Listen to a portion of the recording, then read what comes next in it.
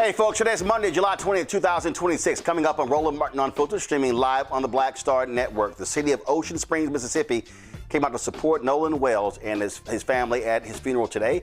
We'll share what the parents had to say, as well as the $100,000 reward being offered for any information that could lead to the arrest and conviction of the individuals involved in his murder. That's money put forth by the Reverend Al Sharpton and Tyler Perry.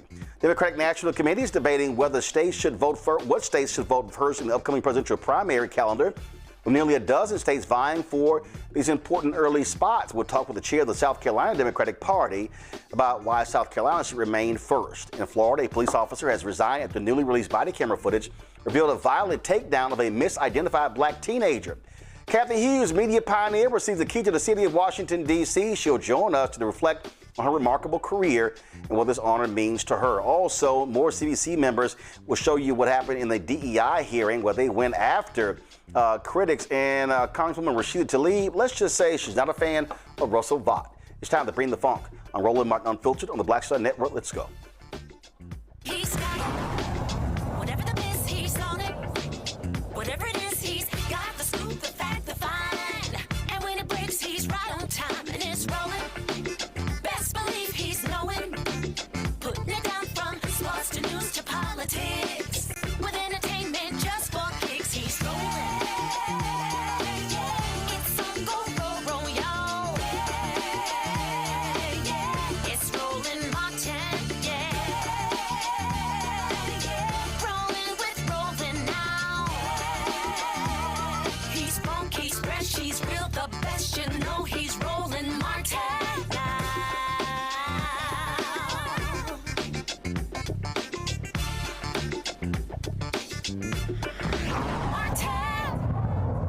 Folks, Donald Trump, MAGA, they despise DEI, even though they talk about merit, even though they love promoting unqualified white men. Well, when they had the DEI hearing last week on Capitol Hill, let's just say CBC members were not playing around when it comes to challenging the critics. Here's Congresswoman Latifah Simon of Oakland. Mr. Chairman, I really appreciate us having this conversation today, because what we're lifting up is, it seems like, a lot of anger and frustration with the way that things are in this moment. And I would agree, the American people all over the country, from sea to shining sea, they're angry and frustrated and afraid as they see the cost of living skyrocket under the administration. Prices are up and families across the country are struggling to make ends meet. We all know, if you go to the grocery store right now, the price of ground beef or orange juice. We're talking about DEI, but I have a couple of questions as it relates to what is actually germane to most folks in this country in this moment. Mr. Gonzalez, the Bureau of Labor Statistics has found that the price of everyday goods like food and housing and clothes has increased more than 4% over the last 12 months. Mr. Gonzalez, yes or no, is DEI the reason that Americans can't afford clothes or groceries? No, I believe Biden was. Okay, no, I'm asking you right now, is DEI groceries? Yeah, is you know, DEI? I don't think that DEI has anything to do with it. I think Thank you. President Biden's policies I'm going to move forward.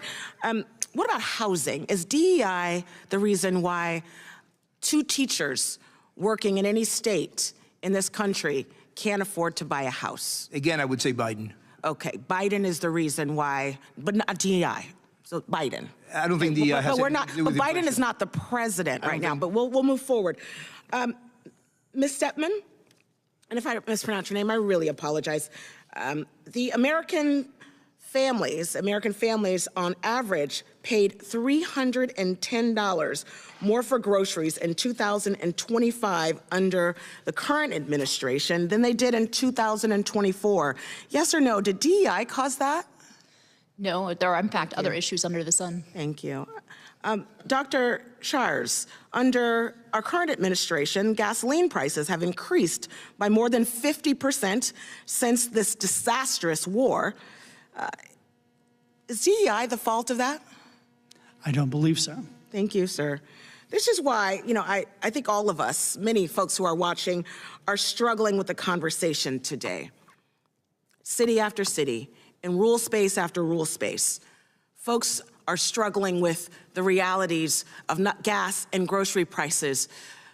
Just a few days ago, a family called my office, not from my state, from a red state, requesting resources because their child's clinical trial was cut by this administration. That baby who is struggling with cancer, the clinical trial is over, the port has been taken out of her chest, she will go home to die.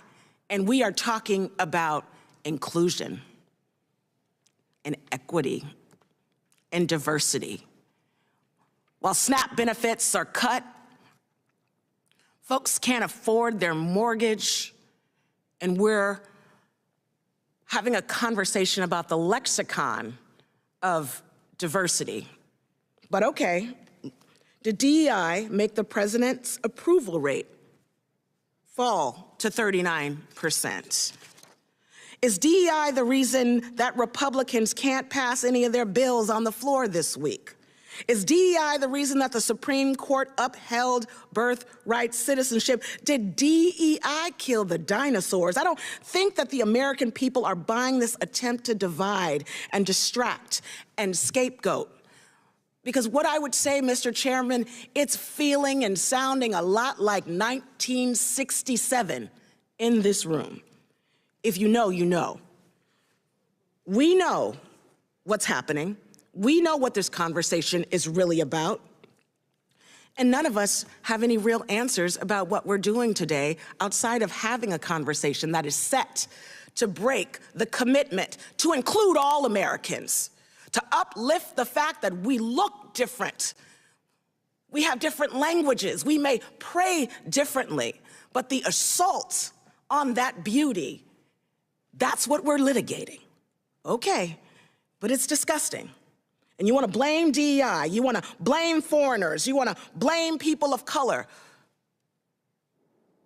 for the price of gas, for the inaffordability in this country, and the fact that literally right down the street, folks who are working 2 and 3 jobs can afford to take their baby to daycare. And I'll yield back. Thank you so much, Mr. Chairman, for this conversation today. Well, Congresswoman Ayanna Pressley of Massachusetts, let's just say she also didn't hold back. Is irrational. Today's hearing is irrational, it is misguided, and it is consistent with the Republicans' war on diversity, equity, and on inclusion. Now, Republicans control the White House. They've rigged the Supreme Court. They have majorities in both chambers of Congress. And they are using the full weight of that power, the full force of that, and your taxpayer dollars, might I add, of this federal government in this moment to enact precise harm on working families. There are no oversight hearings on high unemployment and the rising costs, and there are no hearings on protecting voting rights or affordable health care coverage. Instead, Republicans have decided to focus on attacking everyday people who are just trying to make ends meet. Their agenda is anti-Black, it is anti-immigrant, it is anti-LGBTQ, it is anti-worker, and again, since we're talking about DEIA and the dismantling of it, it is also anti-veteran, it is anti-rural, it is anti-disabled, and it most certainly is anti-woman. Diversity, equity, and inclusion initiatives were created to promote fairness because there are real biases in America that disadvantage specific groups of people. That is a fact backed by mountains of data. While there has been progress, the work is unfinished. Actually, the work is piling up due to Republicans emboldening greater discrimination while simultaneously dismantling civil rights protections. For example, women face systemic gender discrimination. I know you can't tell by looking at the Republican Party, but women make up 50% of this country, and we deserve equal rights. So I'm going to start with a simple question, and Ms. Felcher-Stepman, I'm going to begin with you because actually the fact that your women's forum even exists, some might even consider that to be a DEI initiative. But let me just ask you a question. Do you believe America should have gender equality, meaning that women and men should have equal rights under the Constitution and our laws? Yes or no?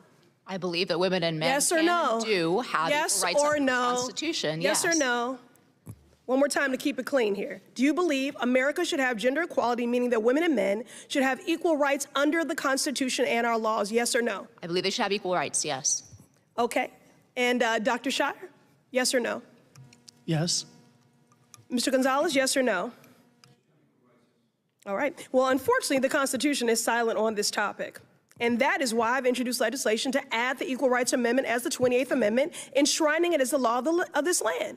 Now, look, y'all, every Democrat in the House has signed on to my bill, but I'm still waiting on my Republican colleagues to join. So until we are able to codify gender equality in the Constitution, diversity, equity, and inclusion policies have supported women in every aspect of their lives. For example, women have served in the military for more than 200 years, yet Republicans in your anti-diversity campaign have denied multiple women promotions just because they are women, not to mention those that have just been fired. Women get paid less money for doing the same work as men, but since Republicans are anti-equity, the EEOC, Equal Employment Opportunity Commission, has weakened enforcement of pay discrimination laws, maintaining and widening our gender wage gap by the day. Y'all have any daughters? Not to mention black women making 65 cents on the dollar to white men. And finally, women are underrepresented in medical trials to find cures for diseases that affect us. But because Republicans are attacking inclusion, they cut funding for women's health research projects. So let me sum it up. Anti-DEI is anti-woman. And those harms are compounded by attacks on voting rights like the so-called Save America Act that Republicans are fixated on passing, which could disenfranchise nearly 70 million women simply because their last names on their ID no longer match their birth certificates after being married, which pro-family people seem to care about. Not to mention the attacks on bodily autonomy. As women, our bodies are treated as a debate, and Republicans are passing laws that restrict what we do and when we do it, something men have never had to struggle with.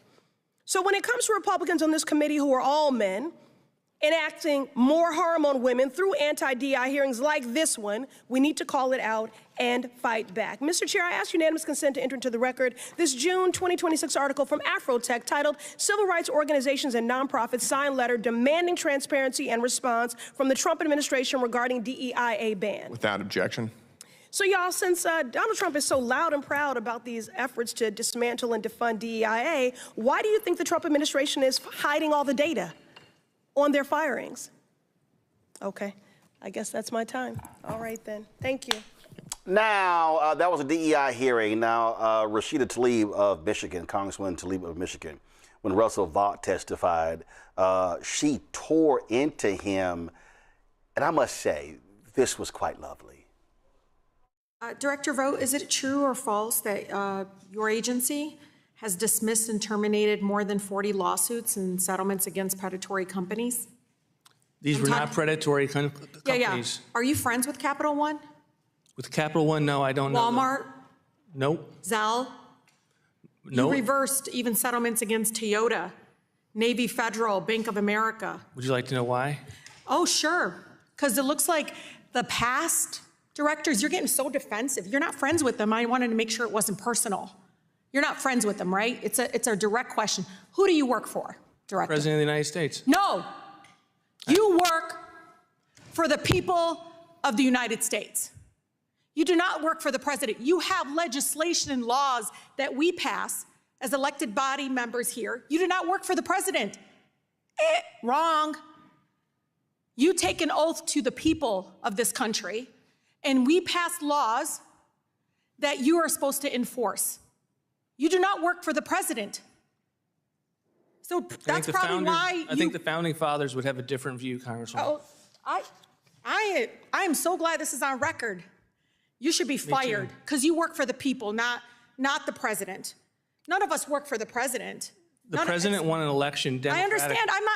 They put him in office. I actually don't contest that like you all do. Now, is it true these cases and others dropped lawsuits could have returned hundreds of millions of dollars to consumers? They could have also set terrible regulatory initiative and enforcement decisions. I'd like to enter into the record, Director Vought. A memo, Chairman, from the Protect Borrowers, the Consumer Federation of America, and Americans for Financial Reform Education Fund, because I want the American people to see all the lawsuits you filed. Without objection, You didn't file. You actually decided not to pursue those lawsuits. And Mr. Chair, it's important for the American people to know this. Is it true or false, before 2005, CFPB only dropped one enforcement action and never terminated a settlement? I actually don't know. What's the answer? You don't know because you think that you work for the president. You actually don't see what the agency was created for. Why do you think the agency was created? Because of the president? Because Congress created the agency because of the awful financial distress that had happened on our American people. You can blink your eyes all you want. Last year, Americans lost roughly $16 billion to fraud. 25% increase from 2024 on your watch. The highest level on record on your watch. In fact, CFPB has received more consumer complaints in 14 months than in the first 14 years of its existence. Your watch. Dr. Vogt, do you think it's just a coincidence that the consumer complaints have reached an all-time high at the same time that your agency has pulled back enforcement and dropped cases, cut staff, and revoked guidance? There's a market reason for what is going on that we. Because you're friends with Bank of America, Walmart, Zelle? Are you friends with them? Do you work for them? I'm saying this because you dropped all these lawsuits. These lawsuits didn't come out of thin air. It's because they did wrong. They were novel legal theories that were not based on novelty. So all those complaints from our residents are novelty? They're not real? No, that's the consumer portal of which we look at very closely and have taken steps to make sure we know what's going on. I know you're not going to take responsibilities because look, the loan sharks, Wall Street, mega banks, and I'm telling you, it is killing all of our residents because you've basically sent a note, like a signal out there. Go ahead. You're undermining. They're like, you signal to scammers and fraudsters out there, the fraudsters. Open season for our residents. Go for it. Go ahead and violate their consumer protections that we, the Congress, passed, not the president, the Congress passed and created this agency. In May, CFPB deleted more than 2,000 pages from its website. These include consumer advisories, blog posts. You didn't do it? Nope. You didn't do it? Nope. We overhauled our website. Okay, Russell. How is CFPB adhering to congressional mandated consumer protection mission by removing consumer education and other materials from its website? We did not remove materials from the website. We put it in an archive section. So you didn't remove the Know website. Your Right. You archived the Know Your Rights for veterans? You archived it? We archived the You policies archived the Know Your Rights, Russell, for veterans. You guys can get all upset all you want. He doesn't work for the president. He doesn't work for Zelle or Walmart. He works for the people of the United States. Romance fraud is up there. You can laugh all you want, but that targets our seniors. Shame on you. Really, on your watch, complaints are up. You literally took money away from pockets of our residents. You can blink all you want. Your legacy will be the fact that people got hurt under your watch because you think you work for the president and not the people. And the chair recognizes the chair of our... Folks, my pal, Dr. Ome Congo, being a senior professor of lecture, School of International Service of American University, author of Lies About Black People, How to Combat Racism, joining us from D.C. Thelma Anderson will be joining us from the Senate Representative James Tellerico Black Town Hall in Dallas. She, of course, created the Public Opinion Court. Also joining us is State Representative Jelanda Jones of Texas, joining us out of Houston. Representative Jones, I'm going to start with you because I have people who hit me and they say, these hearings are a waste of time. They're performative. They serve no purpose. But I don't think people understand that when you are an elected official, you have few opportunities to actually question administration officials, whether it's the federal government, whether it's the state government. A lot of times these right-wing governments won't even answer letters that come from folks like you or members of Congress. And so a lot of times this is really the only opportunity you get to question the executive branch to make sure they are adhering and answering to the legislative branch. Oh, absolutely, Roland. I agree with you. And people think it's performative, but it's actually not. It's laying a record in the event there's a lawsuit. The guy said he wasn't friends with the people from Bank of America or wherever he said. You literally can investigate that. And then he could, if they find that there's evidence that he went to lunch with him, they bought him something, he knows him, then you can sue people. But At the end of the day, you've got to pass things through Congress, then you have to pass things through the Senate, and then the president signs off on it. Nobody pays attention to the votes on the floor. Nobody pays attention to that. But the only platform that we as elected officials have is committee hearings. That's the truth. And so you need to get people to lie on TV in front of people under oath so that if the time comes where you can get them, then you have the opportunity to get them. But trust and believe, the Republicans want all this stuff done under cover of night, during, on the floor of whatever part, whether it's the Congress or the Senate, and they know people aren't going to pay attention to it. And so you can also, it's like when you have a trial, you look at witnesses, you can look at their demeanor, you can look if they're being smart asses when they're talking, you can look at how they're answering. And that way it actually allows the people to make judgment as well by what they see in these hearings. So they need to continue to have hearings. They need to continue to have these oversight hearings so that the American public can see what elected officials have to deal with, the BS that we have to deal with all day, every day. Because all you had to do was listen to that dude, Voight, and see that he answered no questions, that he always tried to interject Trump talking points, that he's an idiot and he thinks he works for President Trump, and people can make their own decisions. But the one thing that we know from listening to these line of questioning from all these Congressional Black Caucus members is that they are literally anti-Black. And sometimes people don't want to believe us. They don't. So these hearings allow people to see what's really going on so they can't pee on us and tell us it's raining. Congo. It's very frustrating, to be quite honest. When you play, the first two clips, one of the things that's really frustrating me is the way that it's still relying, first of all, praise and props to the CBC members for what they did. But it seems, Roland, that it's still falling on Black people to be calling out all of the challenges related to DEI in this country. And as Representative Presley clearly laid out, and the first speaker as well, I forget the sister's name, which one it was, they're talking about the fact that DEI does not just affect Black people. It affects people with disabilities. It affects women. It affects, LGBTQ community. It affects everybody. So the question becomes, when are other groups going to start speaking up along with us? Where are the Asian groups? Where are the Latino groups? Where are the, indigenous community? Where are white women, right? People who are also being affected by, the first person in that hearing said everything was Joe Biden's fault.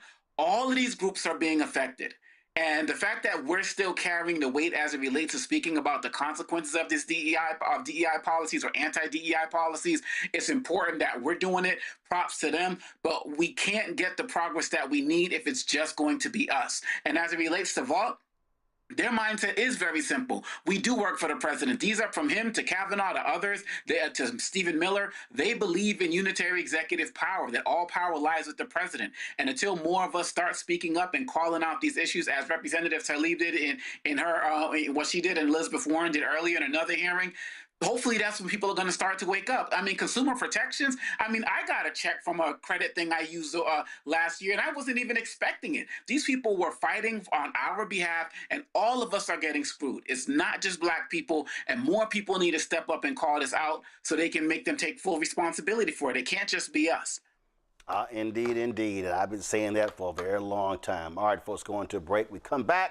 Lots to talk about, including what took place at the funeral of Nolan Wells today in Mississippi. Also, we'll hear from Radio 1 founder Cathy Hughes about getting the key to the city in Washington, D.C., and what does the future hold for the media company she founded. Lots more to break down, plus our update on the Harriet Tubman Museum in Cambridge, Maryland. Remember, they were on last week. The program director said they wanted to raise $25,000. I was like, no, you need to raise it to $50,000. We raised $16,000 in 24 hours. I'm going to give y'all a new update. And again, so remember, we wanted to close it out by 8 p.m. today. So go to, we'll show you the place where to give if you have not contributed yet, so we can make sure that they are protected with a security system as well as a new door and to get their murals fixed. That's next. You're watching Roland Martin Unfiltered on the Black Star Network. All right, folks, let me tell you about Chapter. Now, if you're on Medicare or about to be, the system is not set up to work for you. Too much fine print, too many plans, and too many people making money off of your confusion. And look, we're used to this. We're no strangers to systems that don't have our best interests at heart. But we don't have to accept it when it comes to Medicare. That's why I'm telling you about Chapter. Their advisors are independent and honest. In fact, they're the only Medicare advisors that compare every plan nationwide. And they're focused on one thing: what works for you. If there's a better plan out there, they'll find it. If you're already in the right one, they'll tell you that too. There are no games. Just last year, people who switched with Chapter saved an average of $1,100. It's 20 minutes and a real person. It's completely free. My parents actually have already called. My mom sent me a text. Folks, give Chapter a call at 724-264-8281, 724-264-8281, and connect with someone you can trust. Folks, these are the kind of services that we need for our audience here at Roland Martin Unfiltered and the Black Star Network. So call Chapter right now, 724-264-8281. This is Reggie Rock Byford. You're watching Roland Martin, unfiltered, uncut, unplugged, and undamn believable. You hear me?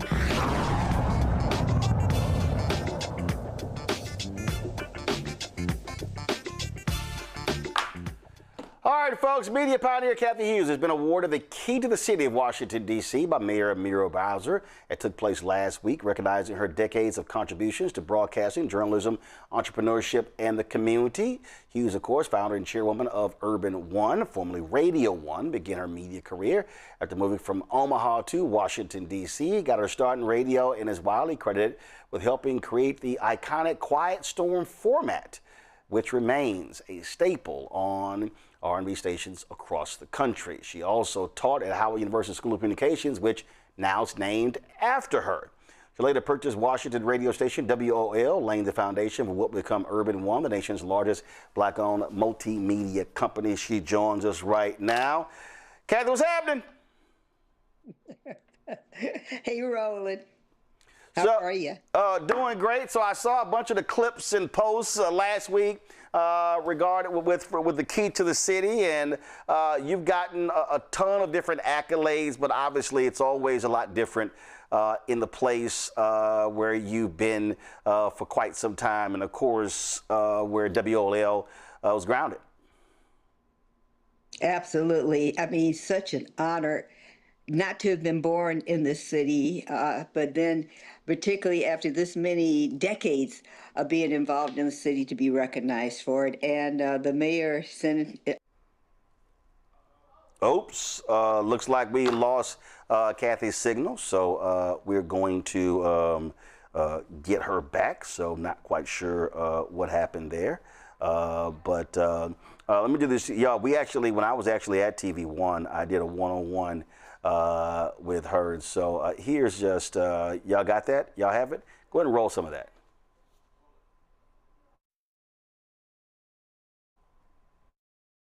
All right, y'all got just, okay, y'all roll it. So this was the, well, we don't have the audio of this? Why don't we have the audio? I keep telling y'all, don't pull video out the audio. That makes no sense. All right, so, as a matter of fact, I gotta be sure to, I don't know if TV One sent me that, so I need to have that. So, but that was part of the one-on-one conversation we had, and hope, again, we're gonna try to get her audio straight. But one of the things that we definitely gonna talk about is also where we sit now when it comes to black-owned media. When you think about radio, so many things happened after the Telecommunications Act of 1996. President Bill Clinton often said that that was one of the worst decisions he made in signing that particular bill.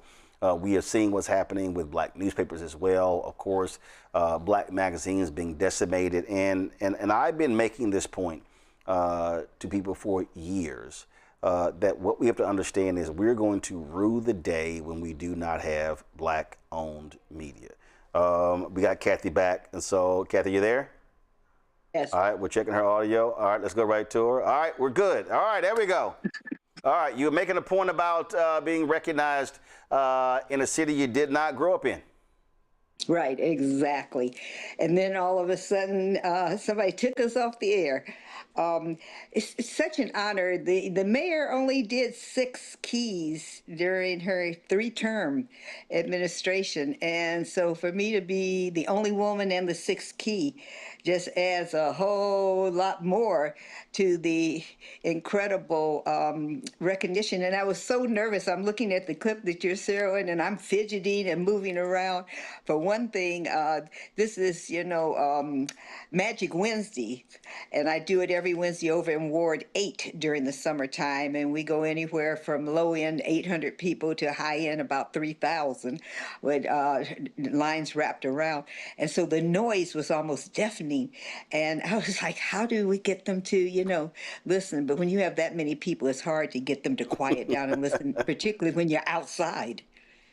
Well, absolutely. And of course, going from WOL and then, of course, expanding beyond that to radio stations, more stations in D.C., also going across the country. But before I talk about that, talk about how important it was when in this city, in Washington, D.C., when black folks were targeting the Washington Post and the role that radio played in driving the information, because you use the phrase information is power, and unfortunately what I believe is we've got a bunch of nonsense that's being spewed on airwaves today, and not enough information, and that was really a huge thing that took place in this city. The Take It Back campaign, because during that time there was actually legislation that prohibited boycotting. Corporations had gotten to the right members of Congress, and they had passed legislation that if you called for a boycott, you could be sued, you could be prosecuted. So we bought the newspaper every Sunday, but then we brought it back and served it to the front steps, to the front porch of the Washington Post magazine. The issue was a multi-million-dollar revitalization of their magazine, and they had leaked information that the cover was going to be a black man. And so at that time, Cliff Alexander was, a political candidate for mayor. John Thompson had the #1 college basketball team in the country. There was just a long list of African-American men in this city that we just were guessing. And what we realized in the midst of all this is we were doing all this free publicity for the Washington Post magazine. The cover comes out, and it's a drug dealer from New York City who does a lot of business in the nation's capital, and there's a full-page photo of his girlfriend picking and cutting his toenails. I cannot still to this day believe that a publication as intellectually sophisticated as the Washington Post thought that that was going to fly. And it was very interesting because the Take It Back campaign was not just a black campaign. There were a lot of other members of the Washington, D.C. reading community that were just appalled, insulted. So it started off, the first issue had 142 pages of advertising. It was almost a small book by the last week, which was 3 weeks before Christmas, when they literally said, okay, we will have to settle this. They were down to 8 pages right before Christmas from 142. In this business, we call that a big drop. You use the word there that I think is critically important when we talk about black-owned media. You said community, and I just fundamentally believe that when we're talking about whether it's radio, television, newspaper, digital, magazine, that you have to be in service to the community. That's your readers, that's your listeners, that's your viewers, and there's a level of love and affection for black people that is a part of that. And I think too often there are individuals, there are corporate leaders where it's more about profit as opposed to community. And Tom Joyner and I were having this conversation. I was in Miami a couple of weeks ago. And one of the things that we were talking about is that when you talk about, you can still make money by embracing and loving community, but if it's all about profit, then you're leaving out the most important part, that is community. And then when you get your butt in trouble and you establish no relationship with community, there's nobody there for you when you're in trouble. Well, I mean, you covered a lot of ground there because corporations are not committed to community activism, all right? They are committed to profit. Most of the big corporations are publicly held corporations, and all they're interested is in shareholder enhancement. It's up to those of us in Black media to embrace the community and make certain that they are represented, their opinions are heard, that the correct view of who we are and what we really want is shown. But I don't see that as ever even being discussed in a corporate board meeting at one of the big, companies in America that make a lot of money off our community. But the key is you have to have a relationship with the community so that they understand that you really are looking out for their best interests. We often have great starts. One of the things that was so effective about the Washington Post protest, the Take It Back campaign, was that we didn't stop. The football season started and people told us, oh, you're going to lose a lot of people. And we did, because they were at home watching D.C. is a big football city, as you know, big football town. They were home watching the game. But it didn't matter how many of us that were there. We came consistently. There were storms. We just stood out there in the storm. We got wet. We got cold. It did not matter. We were going to see it through until they hollered, "Uncle," until they said. And it's interesting because Ben Bradley said that rather than retract the cover or apologize for that insulting cover, that he would rather run naked down Pennsylvania Avenue than to submit to the pressure that we were applying. Well, Ben didn't quite run down the street naked, but he did run over to 4th and 8th Street Northeast and apologize on the airways with his boss and publisher, Donald Graham. And because of that, there were jobs that were opened up. There were opportunities. The consumers in Washington, D.C., most people, as you know, Roland, don't realize the Washington Post is a local newspaper. You can't buy the Washington Post in New York City on the newsstand or in Miami, Florida. As big as its reputation is, it is still a local publication. And the local residents, who were the bread and butter of that newspaper, of that media outlet, made it clear that we were not going to give up until they changed their ways. And that's what unfortunately does not occur in present day times. And I think it's because you have a different, you have a scarcity of leadership.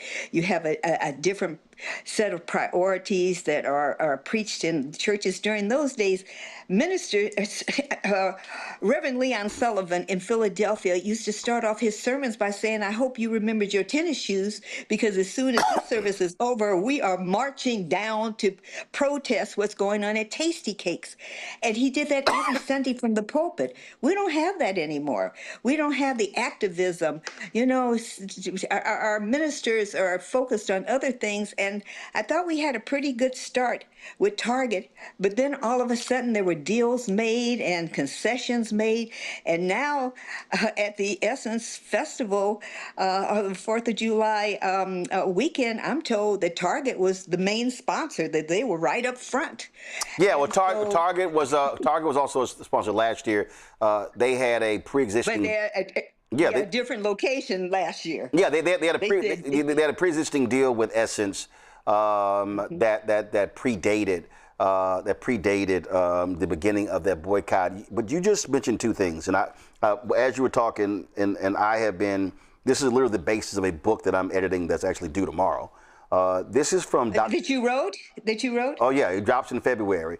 All right. And so that was it. And this is from Dr. King's book, Where Do We Go From Here? Chaos or Community, which was his last book, written in 1967.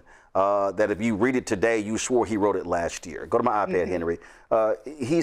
He wrote, And as you can see, I probably used 3 or 4 highlighters in this book. He said there are already structured forces in the Negro community that can serve as the basis for building a powerful united front. The Negro Church, the Negro Press, the Negro fraternities and sororities, and Negro professional associations. We must admit that these forces have never given their full resources to the cause of Negro liberation. There are still too many Negro churches that are so absorbed in a future good over yonder that they condition their members to adjust to the present evils over here. Too many Negro newspapers have veered away from their traditional role as protest organs agitating for social change and have turned to the sensational and the conservative in place of the substantive and the militant. Too many Negro social and professional groups have degenerated into snobbishness and a preoccupation with frivolities and trivial activity, but the failures of the past must not be an excuse for the inaction of the present and the future. These groups must be mobilized and motivated. I really, what jumps out, obviously for obvious reasons, that media piece jumps out, veered away from their traditional role as protest organs agitating for social change, and have turned to the sensational and the conservative in place of the substantive and the militant. Well, Dr. King died before he realized that there'd be a Roland Martin, all right, who would see to it that he would find a different way to present the truth and to organize the community. And kudos to you for that, because you're not vulnerable. Those of us in traditional terrestrial radio, as they call it, have to be licensed by the Federal Communications Commission. Yep. And all that's being controlled by a group of individuals who want us to shut up and go away. You know, one of the tragedies is you were talking earlier about consumer protection. There is no consumer protection. All of our protections are just conversations, and it's important. I agree with the Congresswoman as well as the young man when they said that's the only time we really get to hear the truth, is when, okay, it's not just a show. And yes, it gets emotional, because the reality is that these corporations and these agencies are in bed together. And so the agencies, they'll ignore everybody except the president, all right? Because they think they do work for the president. Mm-hmm. So it doesn't matter that you're a U.S. senator. It doesn't matter that you're a member of Congress. You can't find out what you need to find out for your constituents because they just don't respond. And there's no penalty. There's no retribution for them not responding. And so, as you know, I salute you for what you've done. I love, there was a saying my mother used to love, that necessity is the mother of invention. You know, when one pathway is blocked, we're very creative, we're very inventive people, and we come up with ways where we can continue getting the message out and not have to be silenced, not have to be muted because of threat of being eliminated. And that's the key. But my concern at this juncture is the lack of that leadership. And I don't know, whether or not you're going to cover it in your book, and I can't wait for it to come out. It's being covered, trust me. Yeah, because it's being covered. Dr. King had so much opposition, and particularly from the Black church. Okay, had it not been for young people, had it not been for high schoolers and college kids, and some even junior high school kids took themselves out of school and went to jail in order for the civil rights movement to be turned around. And, right now, where is, Dr. King's substitute? Where's the bench for Black leadership? Who are they? And I'll just have to be honest with you. I am still raising sand about Al Green being put out of the State of the Union after I watched Marjorie Taylor Greene heckle Barack Obama every time, 8 times, and never once was she removed from the chamber. Yet this brother speaks up, and the rest of the Black caucus stayed in there. I just can't get past that, Roland. I'm really stuck on that they did not en masse support that brother and march out with him when he was put out. And so, at one time we could count on our elected officials to be our leadership. But, what their motivation was. I don't know if they went into a trance, if they were afraid, or what the hell happened in the chamber that evening. But they stayed and they watched that brother being physically escorted out of something where a white woman for 8 years before had been allowed to do. And that's not leadership. You talk about that point there about leadership, you also, when you mentioned the FCC, and this is the piece that I try to spend time educating people who really do not understand. The reality is the radio stations that Urban One owns, the FCC controls those licenses. Those are federal licenses, and you have to go up for them to be renewed. What we are seeing now, really, I won't say for the first time, Nixon made threats, yes. but nothing like what we see right now. Absolutely. And so I've said this to numerous people, is in the book as well, that like you've never had a situation at this level where an occupant of the Oval Office, I don't use the word president regarding him, regarding the twice impeached criminally convicted commander-in-chief, where retribution is the top of the agenda. And so if you are Disney and you own local television stations, if you are NBC, you own stations, you own radio stations, you really do have to be mindful of everything because you're facing that level of retribution. On the flip side, when we talk about black newspapers, the papers are not governed by the federal government. Magazines are not governed by the federal government. But the problem is you have to survive with advertising. And so then when you have the corporations that, okay, they will threaten them, which is why the FCC literally said to AT&T, to Verizon, to Paramount, oh, if you don't get rid of your DEI programs, then we're not going to approve your mergers. And so we've seen black nonprofits. We have lost a massive amount of financial support because these corporations are deathly afraid to even give sponsorship dollars if it's black. So I don't think people really understand. I call this thing a war, a GOP war on black America, and I keep saying they want to defund black America. This thing is real, and it reaches when you have government and corporations together at the same time. Listen, it's very difficult for black media, for nonprofits and others to survive in this era with the level of attacks on our people. Absolutely. And that's real. When you don't really own your license. So you own the equipment in your radio station, but you really don't own the radio station. The federal government is in charge of who owns the radio stations. They decide whether or not they're going to renew your license. They decide whether or not they're going to approve your mergers. But one of the things that I think that has happened is so many of these major corporations who felt the pressure of the removal of the black dollar used the occasion of what the president was doing, to cut back on the little bit of funding that they were doing. A classic example was the money that our community raised for Vice President Kamala Harris, that white advertising agencies profited from not spending it with us. All right. Okay. Oh, listen. I call the names out. The fake meetings we had, and was like jumping through hoops. And oh no, do this, change this, do this, and not a single dollar ever coming our way. And it was just nothing but traveling to New York for more meetings. And I had somebody tell me, Roland, are you going to Cannes? I'm like, why in the hell am I going to fly to the south of France to meet with some agencies that won't meet with me in New York? Thank you. This is going to cost me more money. Yeah, absolutely. And the beauty of what you do seriously is you keep putting the truth out there.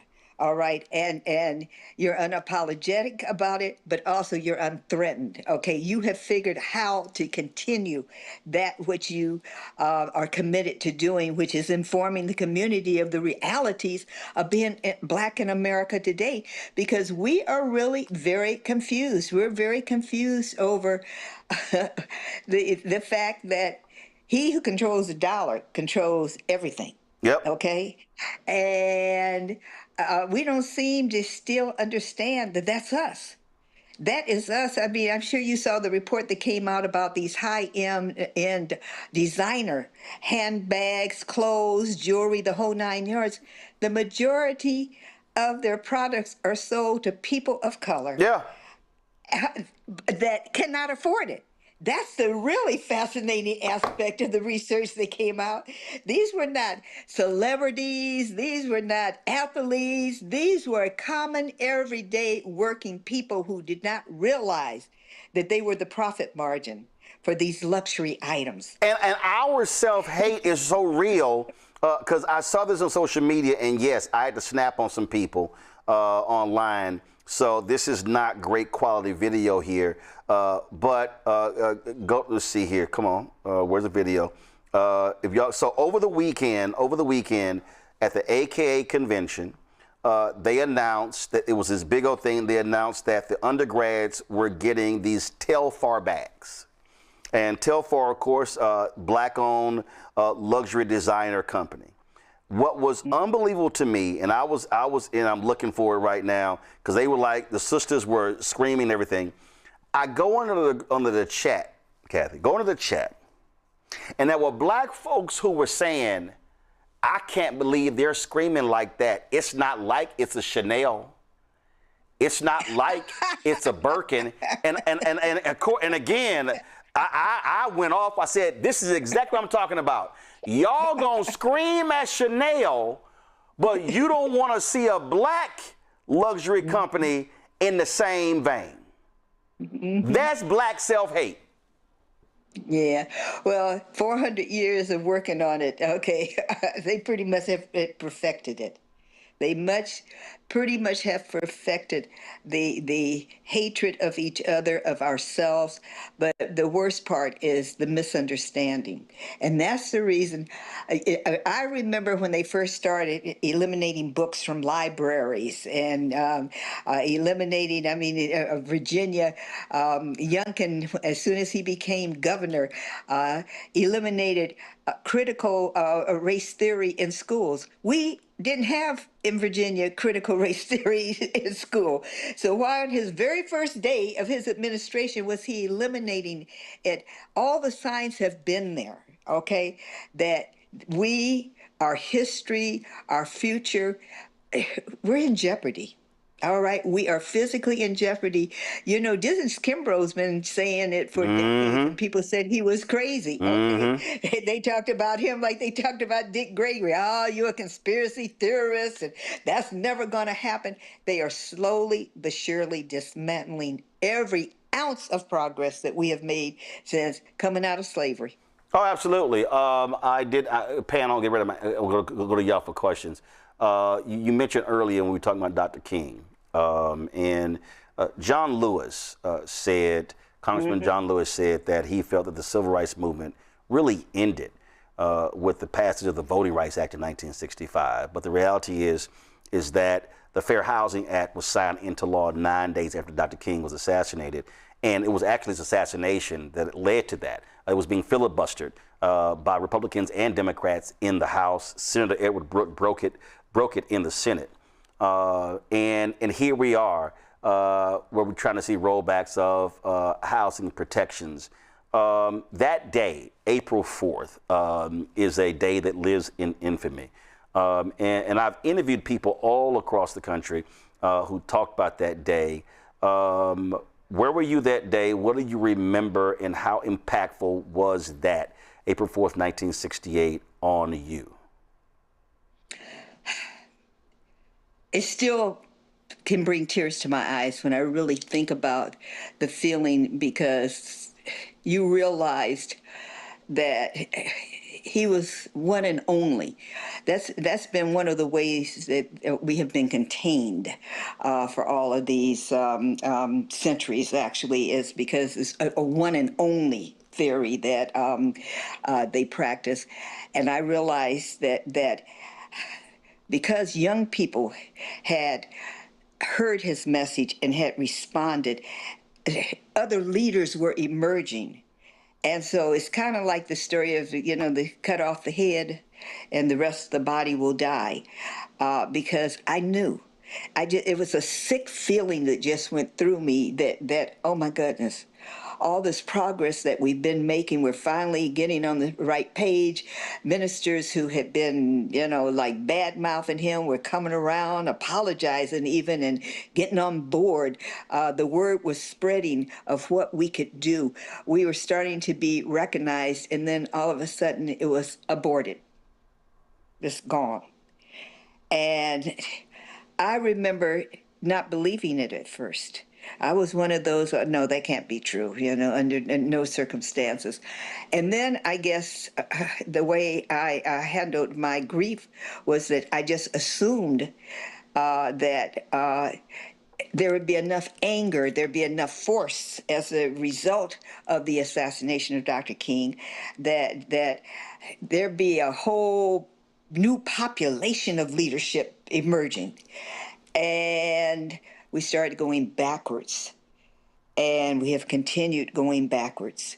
And ministers traded in the, gospel of liberation for a gospel of success and visibility and profitability. The whole message is changed. I remember when the brother in Chicago, whose name's escaping me now, he was Barack's minister, was punished. Reverend Jeremiah Wright. Thank you. Jeremiah Wright was punished. Jeremiah was one of those voices during this time. And so this is not the first time that we have been punished and have been victims of retaliation. That's one of the things I try to say to people sometimes when, I'm out speaking and they get despondent and upset and, sad. What in the world are we going to do?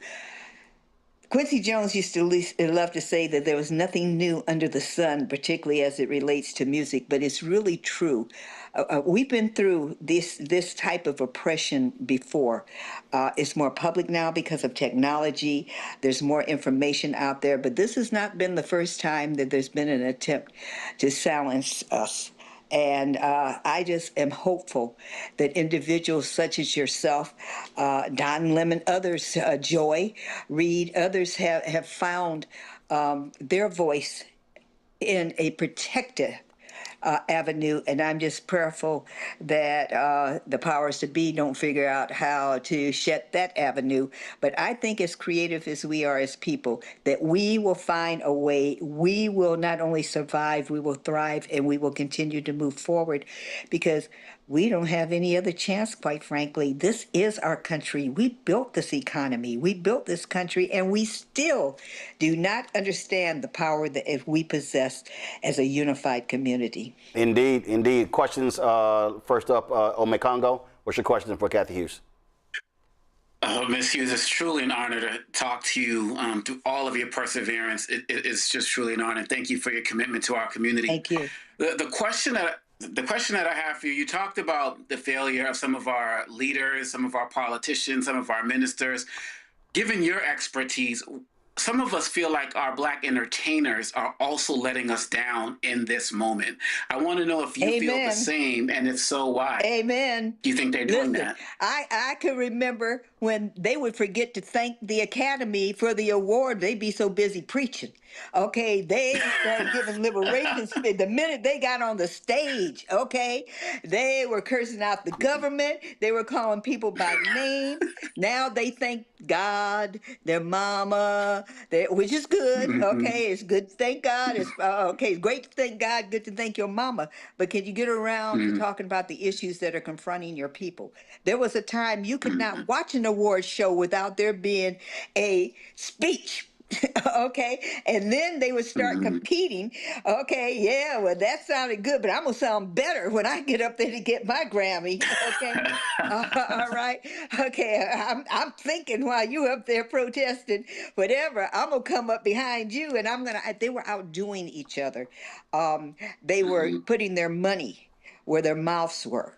They were investing in various projects because everybody doesn't speak out. There's some, celebrities who just don't have that type of personality. Okay, they, go into character, and that's their gift.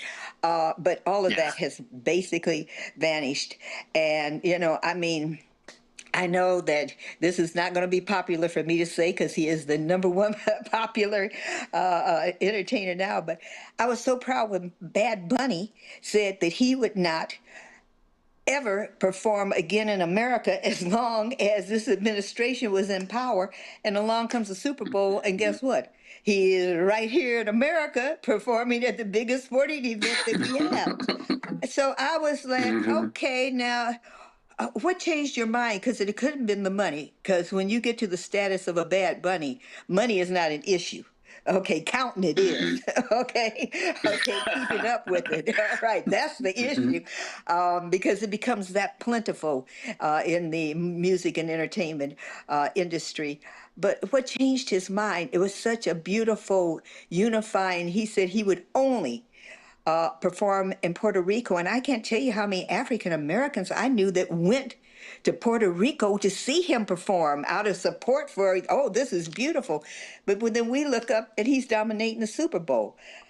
So it's not just a black issue, okay? Because I said, oh yeah, he's going to really, I mean, what the immigration, black folks ain't being deported, okay? Some of us would love to be returned to Ghana, or Nigeria. Me, I wouldn't mind Tanzania, okay? I still like the Ushma villages, all right? But no, you're absolutely correct. It's not just, and I guess some of them feel that it's not their responsibility. The politicians aren't doing it. The preachers aren't doing it. So why should I jeopardize and run the risk I might upset someone? And then this culture that social media has developed that I think the majority of those, the kill culture, I guess they're called, or some of them are what we used to call in my day of activism, provocateurs. Okay, they're not really just people on social media expressing their opinions. Okay, they're being paid to disrupt and destroy. They're being paid to do that, and we go right along with it. But yeah, I've been very disappointed. I've stopped watching award shows, to be very honest with you, because I'm tired of hearing them up there thanking people I ain't never heard of, don't know who their names are anyway, okay? And not one of them saying anything about immigration, not one of them saying anything about who in the world is going to pick the crops. Okay, all right, we are going to be very shortly faced with a massive food crisis. Okay, the black farmers are losing. They were promised this money, didn't get it, and they are up for foreclosure like an alarming rate. Where are our survival needs? Where are they going to come from? And nobody is saying a word. So yes, I totally agree with you that they're letting us down. I mean, Jane Fonda used to go to jail as frequently as Dick Gregory. Now, I don't hold her responsible because girlfriend's almost 100 years old. Okay. And still looking good. And those entertainers can't say they don't know because we cover that black farmer stuff here more than anybody else. Yolanda, what is your question? Yeah, I just want to first say, Ms. Hughes, thank you so much for having the courage to do what needed to be done and understanding that agitation was important to the vitality of black people. Now, I'm not certain which question I want you to answer, but there are two. The first one is you've spent a career proving that black-owned media can shape public opinion and build power. Today, with algorithms, streaming platforms, and billion-dollar tech companies controlling what people see and hear, are we losing the ability to tell our own stories? And if we are, how do we take that power back? That's the first question. The second question is, you often say information is power, If you had to grade Black media today on whether it's informing our community versus entertaining our community, what grade would you give us and why? It would depend on whether, the second question, whether or not it is Black programmed or Black owned. There's a big difference. Black targeted, All right. Black owned is a difference. Exactly. Black targeted, Black owned. All right. Black owned. The reason you and I are right here, I would give, because of the Roland Martins, because of the individuals that are coming forth now, I would give us A- only because we have so much more growth potential ahead of us, okay? But an A. Now, the first question, can you make a shorter version of it for me? Because I'm long-winded by nature, okay? Give me the condensed version. So the condensed version is, are we losing our ability to tell our own stories with the way media is now? And if we are, how do... No, a resounding no, because we have the tradition of the griot. Okay, as long as we can talk, we have the ability to tell our story. With technology, we now have the ability, new ways to get it out there. And I don't think that's anything that we're ever going to lose. We are a culture that is a lot more responsive to verbal messaging. Unfortunately, my generation, there used to be a saying that was horrible to say, but it used to be, if you wanted to keep a secret, put it in a book. If you wanted to hide something from Black folks. Well, that is changing, but we're always going to be discussing. The problem that I'm concerned about is the accuracy of what we are receiving. And how do we distinguish that which is a paid political announcement or just the plain, unadulterated truth? Because one of the things that has been mastered by those in charge is, and it's so true, is what radio does. Radio programs your subconscious. It's repetition. And if you repeat it, and all of us have experienced singing a song that when we heard it the first few times, we hated it. Oh, that's horrible. Why would he release that? And then all of a sudden you find yourself humming it or singing it because of this element of repetition. So when you take this incorrect information and you repeat it enough times, even the person repeating it starts to believe it because their ears hear it first before other ears hear it. That's the danger. But we will always have our griots. We will always have our Roland Martins. We will always have those individuals that come hell or high water are not going to be stopped telling the truth, getting the information out there. And I'm really encouraged with the number of young people now who really have basically kind of gone a whole different route in terms of political realities and are coming up with new strategies and new directions to do things. I think we're going to go through some very challenging times, but I think that we don't have to recapture our voice. Yep. I think that we're just going to have to take the mute button off of it because it's still there. Two final quick questions, and that is first, where do you hope Urban One is in 20 years? Two, 50 years still from alive. That's an easy one. 50 years still from here. Whether I'm here or not, I certainly pray that the company still is and still unapologetically in the Black people business. All right, last question. 50 years from now, 100 years from now, a little girl, little boy comes across the name Cathy Hughes. They're reading and they see this, they're online, they see a video. What's that one thing you want them to know about you? That I love my people and I was willing to take whatever knocks, bruises, penalties, punishment in order to make certain that they were okay. I did not mind being the sacrifice if it was going to give them opportunity. Well, I'm going to close out with this, and I say this to my man, Jonathan Rogers, who I first met in 1990. What year guy would I meet him? No, not 99. I'm sorry. I was on the board of NABJ in 1989. And a lot of people, when they introduce me, when I give speeches, they talk about being on CNN. Then they say, oh, he left mainstream and went to black-owned media. I said, no. I remind them, no. Before CNN paid me a cent, actually, the first check that I got that gave my opinion on television was actually on TV One. We had these interstitials, commentaries that ran, Roland Martin, this is my perspective, what's yours? And so I remind people all the time that no, it was a black-owned company that paid me before CNN. And then when I went to CNN, they wanted me to leave TV One, and I said no. They wanted me to leave WVON Radio, and I said no. And then later they wanted me to leave Tom Joyner Morning Show. I said no. And I tell people all the time, we don't have to leave black-owned media. If mainstream media hires us, we can actually do both because their ice is not colder. Amen to that. I love you, Roland Martin. Cathy Hughes, I appreciate it. Thank you very much. It's always great to see you. People shower you with love and affection, and it was great to see all the folks with the key to the city and the fabulous time I had there.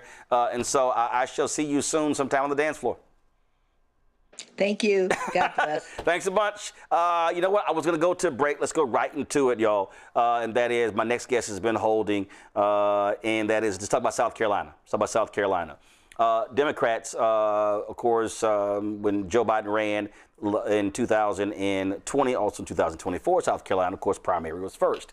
Well, Democrats are meeting this week, and a lot of people want that first. Iowa wants it. New Hampshire wants it. Nevada wants it. A lot of Latino leaders are pushing hard for Nevada to be in the first slot. I still fundamentally believe, and I don't care what anyone says, that South Carolina should stay first. Black folks are the backbone of this party, and South Carolina should remain first. Joining us right now is the chair of the Democratic Party in South Carolina, Christelle Spain. How you doing? I'm doing well, Roland. How are you? Doing great. This week, you're throwing lots of elbows. You're doing lots of blocking, pushing, because everybody is coming after your slot of being first in the nation. Absolutely. Everybody wants to be first, Roland, but we're first. And we maintain that, and we made the case back in May when we presented to the Rules and Bylaws Committee about why South Carolina should remain first in the nation. We only had this spot one time, which was in 2024, where we had a contested primary, but it was not competitive. And I went on to say that when South Carolina goes first, Roland, the Deep South goes first. Black voters go first. And as you already laid out, Black voters are the backbone of this party. And so we should continue to elevate Black voters' role in the process, not push it further back. And so you have all these different people saying, well, and we really heard this in 2020 from a lot of Senator Bernie Sanders supporters, and I was cussing a lot of those folks out online. They was, oh, wait a minute, well, we don't have a shot at winning South Carolina in the general election, so they shouldn't go first. We should be going to places where you have a much more diversity that's being dominated by African Americans. All sorts of rationale being given as to why not South Carolina. What do you say to those critics? I say the Democratic primaries are not about the general election. So to say that because South Carolina isn't as competitive in November, the Democrats here don't matter, that's crazy. If we're trying to set our candidates up for success and battle test them for November, they need to start in a state like South Carolina, where we, number one, have an open primary, where they can come in and test their message. What do Democrats gain from hanging out in a blue state, talking to people that agree with them all the time? They need to come to the Deep South. They need to come to South Carolina and do these retail politics, because you cannot phone it in the South, in the Deep South. When you come to South Carolina, you've got to do the same type of retail politicking that you do in Iowa and New Hampshire. You've got to go sit with the Black church. You've got to go sit in these small communities, in these small, these American Legions, these all the places that we go and campaign, in the barbershops and the beauty salons. Like, that's how you communicate with voters in the Deep South and in South Carolina. And we are just as important as the blue states, as the battleground states, we prepare candidates, we test them, and we get them ready. So if the early window, if our calendar is about setting our candidates up for success, then South Carolina absolutely should remain in the early window and should absolutely remain first. Well, I think also what this does is, and this is the mistake that people make when they're looking at this here. I also look at the issues that are raised, and the reality is this here: the biggest failure of the National Democratic Party has been the abandonment of the South. Listen, Georgia is what it is because it was Stacey Abrams, it was Raphael Warnock, it was others who literally worked, tilled that soil for 8 years. And what they did in 2012 culminated in 2020 and Biden Harris winning that state and electing 2 Democratic senators in Raphael Warnock and John Ossoff. Warnock gets reelected. Ossoff, strong. A lot of Republicans wouldn't even run against him. So you might have 2 Democratic senators from there again. You've got Roy Cooper, former governor, running for the United States Senate in North Carolina. If you ignore the places, some poll just came out showing the governor's race and the U.S. Senate race in Florida as well. Well, if you ignore Florida, if you ignore and you don't invest in Mississippi, you don't invest in Alabama or Tennessee or South Carolina or North Carolina or Arkansas, I'll add Texas, Louisiana, yeah, you're going to keep losing. Yep. Yeah, and we just tested that blue wall theory in 2024, and it didn't hold. It failed. Right. So the whole deal was like, oh no, if we win, everything was about Wisconsin, Michigan, Pennsylvania. Yep. Yeah, overlooked a lot of places, and we lost miserably. And we're going to continue to lose miserably. And as I'm a big Democrat, I love my party. I'm going to fight for it. I'm a proud Democrat. But if we want to change the state of things in this country, Democrats have to start winning in the Deep South. Period, point blank. That's where the population growth is. South Carolina is the fastest growing state in the nation. Okay? So to talk about, if we're talking about going to where voters are in the Deep South. Voters are in South Carolina. So why would we change our calendar and go to where the voters are not, and then say that we're worrying about engaging our voters? We're worried about meeting voters where they are. Well, the voters are in the Deep South, and they're absolutely in South Carolina. Well, not only that, it is projected, and I have been talking about this for a very, very long time, and I hate showing anything. Matter of fact, I don't even want to show this because it's Fox News. I don't want to show them. This is from the Brennan Center for Justice. Big changes ahead for voting maps after next census. New population estimates from the Census Bureau suggest sharp gains and losses that could reshape the country's politics after 2030. The maps don't lie. It shows that it says right here, Florida and Texas could get 4 seats. North Carolina could add a seat. California will lose. New York State will lose. It says that blue states will lose about 12 seats. Those are moving south. So if you Democrats, you don't wait to 2030. You better be hitting the ground going hard in the South now, because if you lose those 12, that means you're going to have to win Arizona, Nevada, or you're going to have to win North Carolina, Georgia, in order for you to have 270 to win the White House. Yeah, the map is changing right underneath our feet. And we know it, we feel it, we see it. So the big strategy change is to invest in the South, invest in the Deep South. And the first thing that the DNC can do to prove that we're doing that is to keep South Carolina first in the nation. Lead off by talking to Black voters.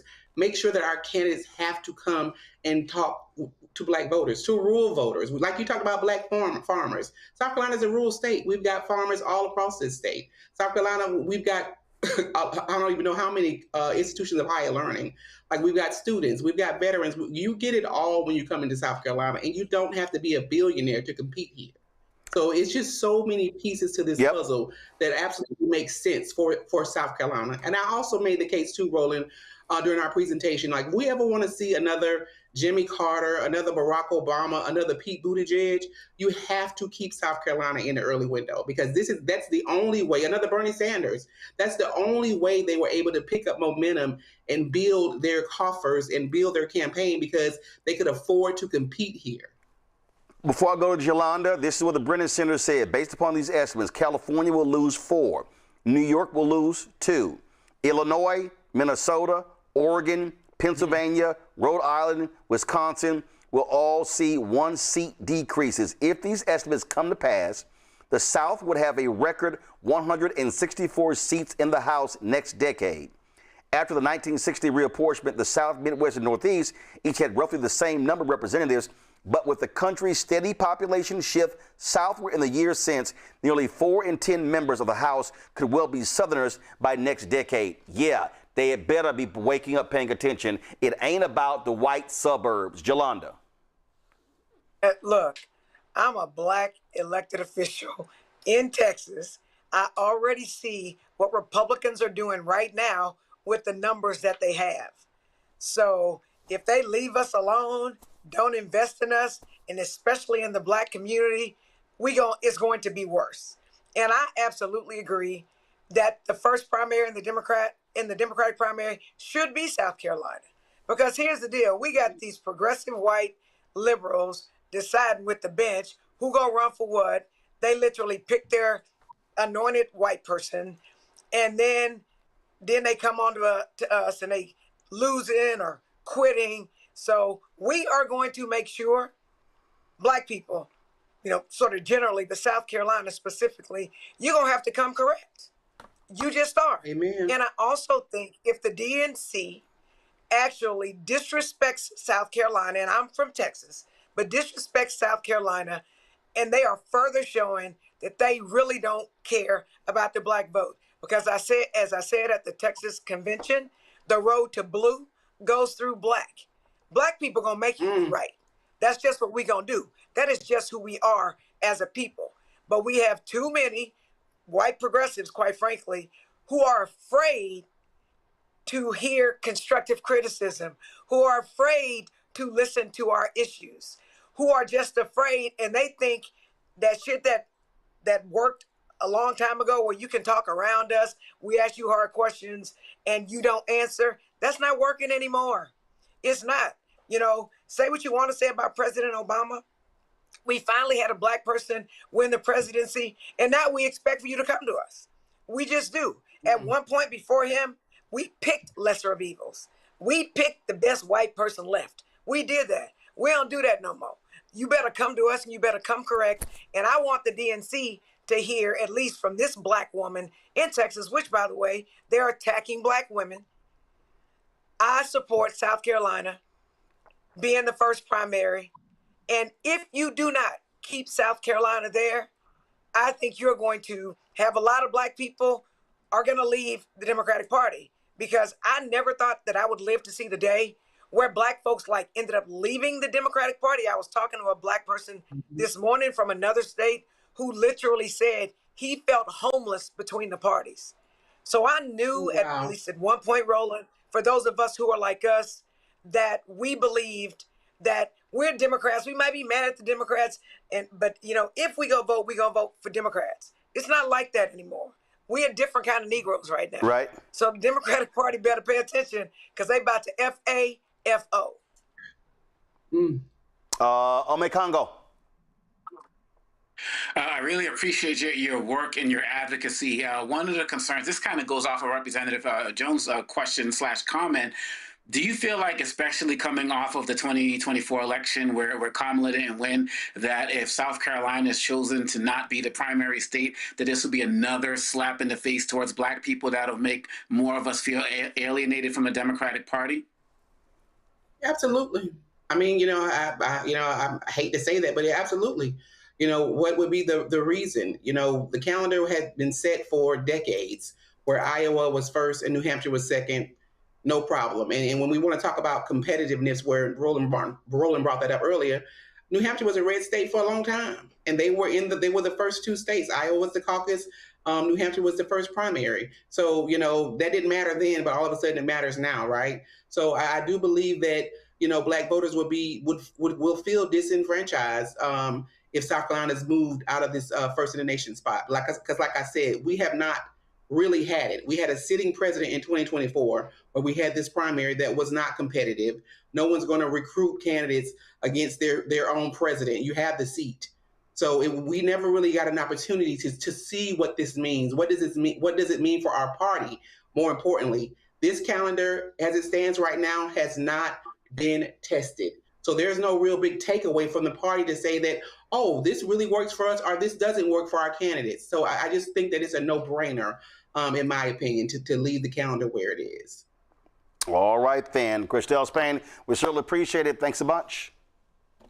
Thanks so much for having me. All right, good luck in the fight. First, going to go to a break. We come back. We're going to talk about, we may go live to Dallas for the James Tallarico Town Hall. We'll also discuss the Nolan Wells funeral, which took place today in Mississippi. You're watching Roland Martin Unfiltered on the Black Star Network. Don't forget to support the work that we do. Listen, one of the reasons we're here is because y'all support of us. Listen, we ain't got millionaires and billionaires cutting us checks.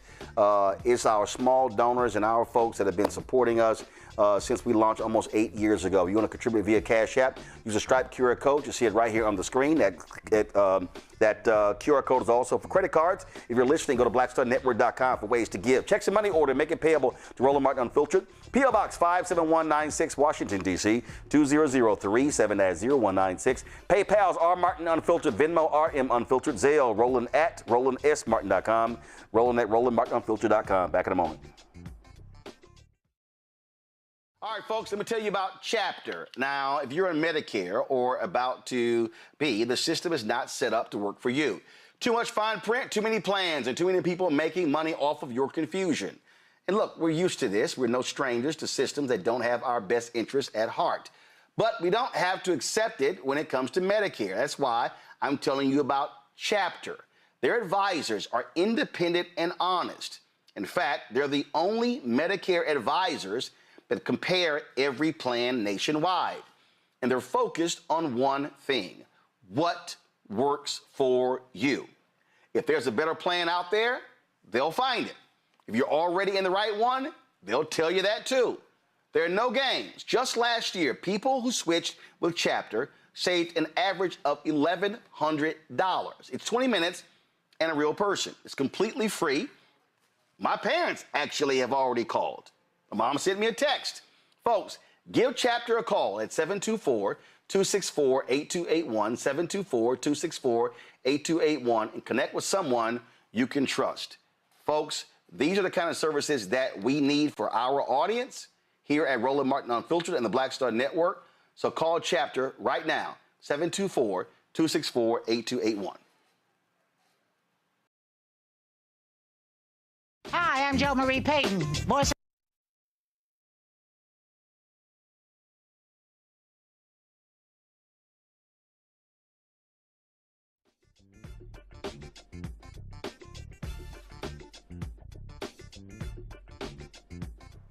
All right, folks, it was a packed church in Mississippi today for the homegoing service of Nolan Wells, the 18-year-old young black man who was found dead in Mississippi.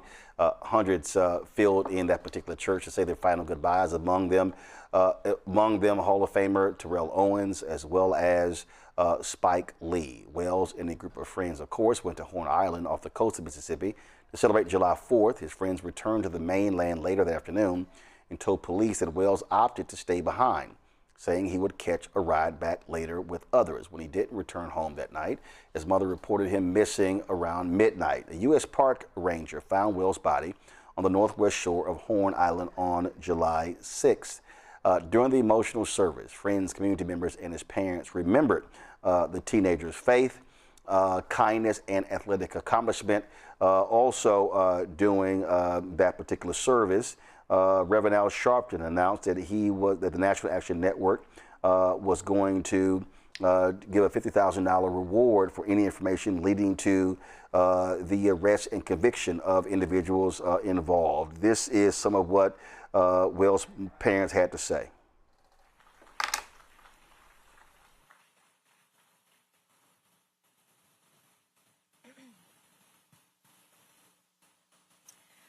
First, I want to give all thanks and honor and glory to God for choosing Elmore and me to be Nolan's parents.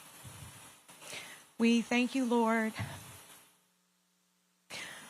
for the beautiful 18 years that you blessed us with him. Thank you for the joy he brought not only to our family, but also to his friends and everyone in the community whose lives he touched. Nolan had such a gentle, calming spirit about him. He had a way of making people feel seen, welcome, and valued. He could lift your confidence with just a few words and make you feel like you belonged. If you ever had the privilege of meeting our son Nolan or calling him a friend, then you experienced a glimpse of God's love through him. He was both protective and nurturing. He often told us that one day he wanted to have 3 daughters that he would name Sophia, Charlotte, and Olivia. He had a deep love for the Lord and an unwavering faith that was evident in the way he lived his life. As much as our hearts are broken, we find peace in knowing that our son is resting in the arms of the Lord. We will miss everything about him, from his quiet nature to the corny jokes, his gentle smile, the way he made everyone around him feel comfortable, loved, and at ease. Your absence has left an emptiness that can never truly be filled. A piece of our hearts will always be missing. Nolan, your father and I are incredibly proud of you. We've always been proud of you, of the young man you were, and we will always be proud of the legacy of love, kindness, and faith that you have left behind.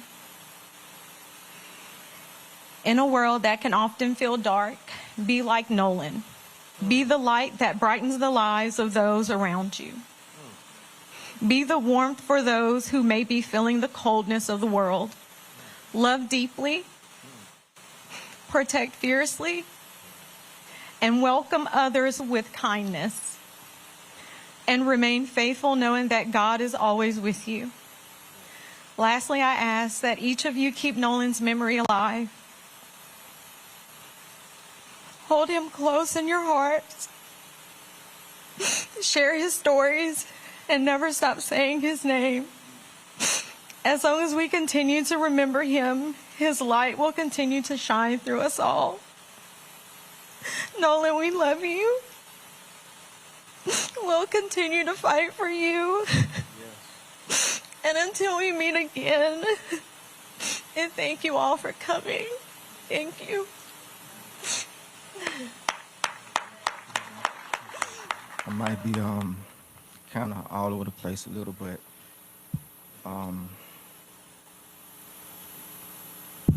just from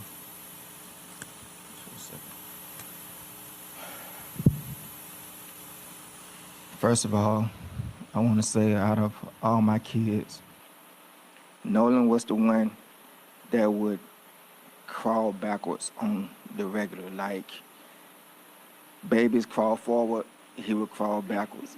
And he had this crazy haircut that I don't know, you had to see it to know him. But I want to start off by saying how proud I am of you, my son. You grew up to be a very young man that everyone enjoyed to be around.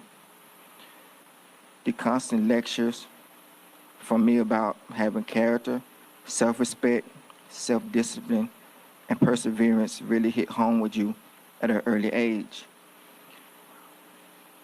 These were the things that I had to live through to really be able to pass down to you and your siblings. I remember when you first asked to play basketball, and I admit I was kind of worried because you never picked up a basketball, you never shot one. We didn't have a actual basketball goal. The only thing we had was that Walmart special, the little plastic one that everybody breaks in the first few days. But on that first day of tryouts, you shocked me and your mom. And just to make a long story short, you, Jalen, and Javon won y'all first championship together.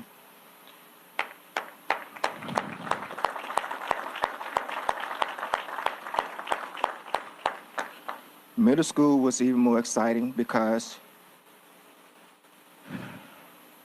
you were not just making a name for yourself on the football field, the basketball court, and the baseball diamond, but you were also laying the groundwork for your little brother Elmore. I nicknamed you Mr. Cool Hands because it seemed like you was catching a touchdown every game. You wanted to be the best. So I poured all my knowledge into you that I could by taking you to the gym to work out, taking you to the beach to do drills in the sand, teaching you how to watch film, how to study your opponent's strengths and weaknesses. And you carried these teachings all the way through high school and had an amazing run.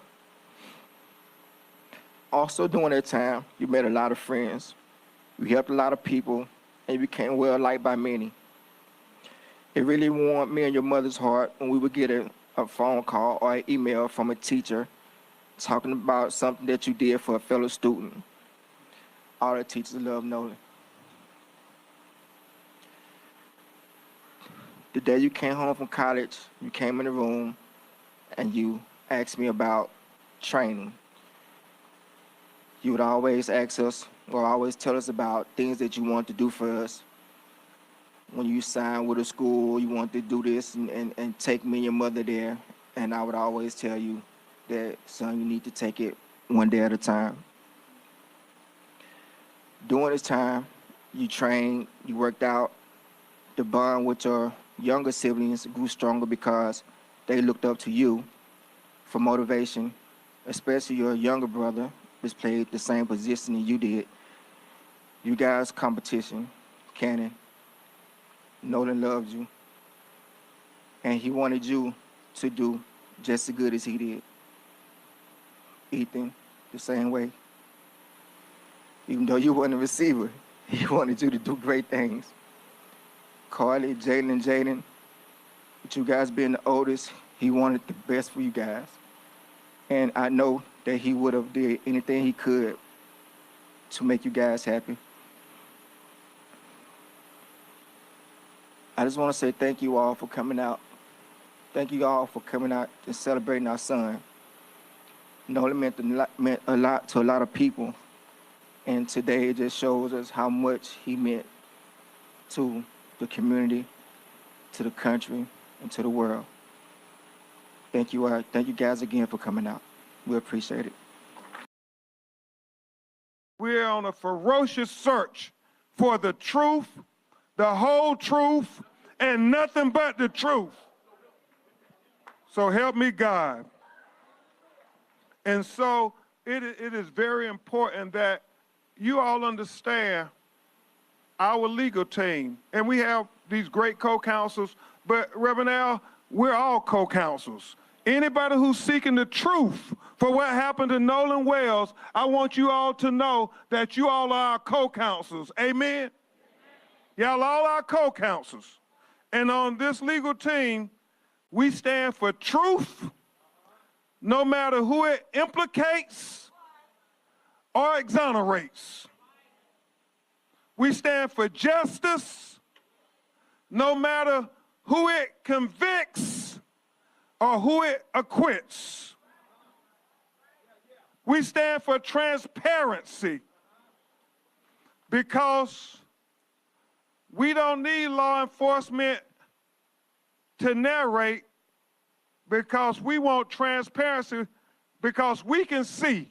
We don't need them to tell us what they think And that's why we need all of you to encourage people who were on Horn Island on July 4th.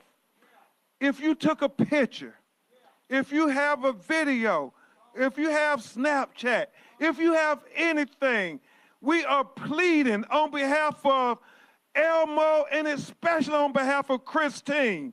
As she said, any parent will want the answers as to what happened to their child. They went out on the boat came back, and Nolan washed up on the shore 2 days later dead. When you want answers, when you want transparency, when you want the truth, when you want justice, I mean, is that so much to ask?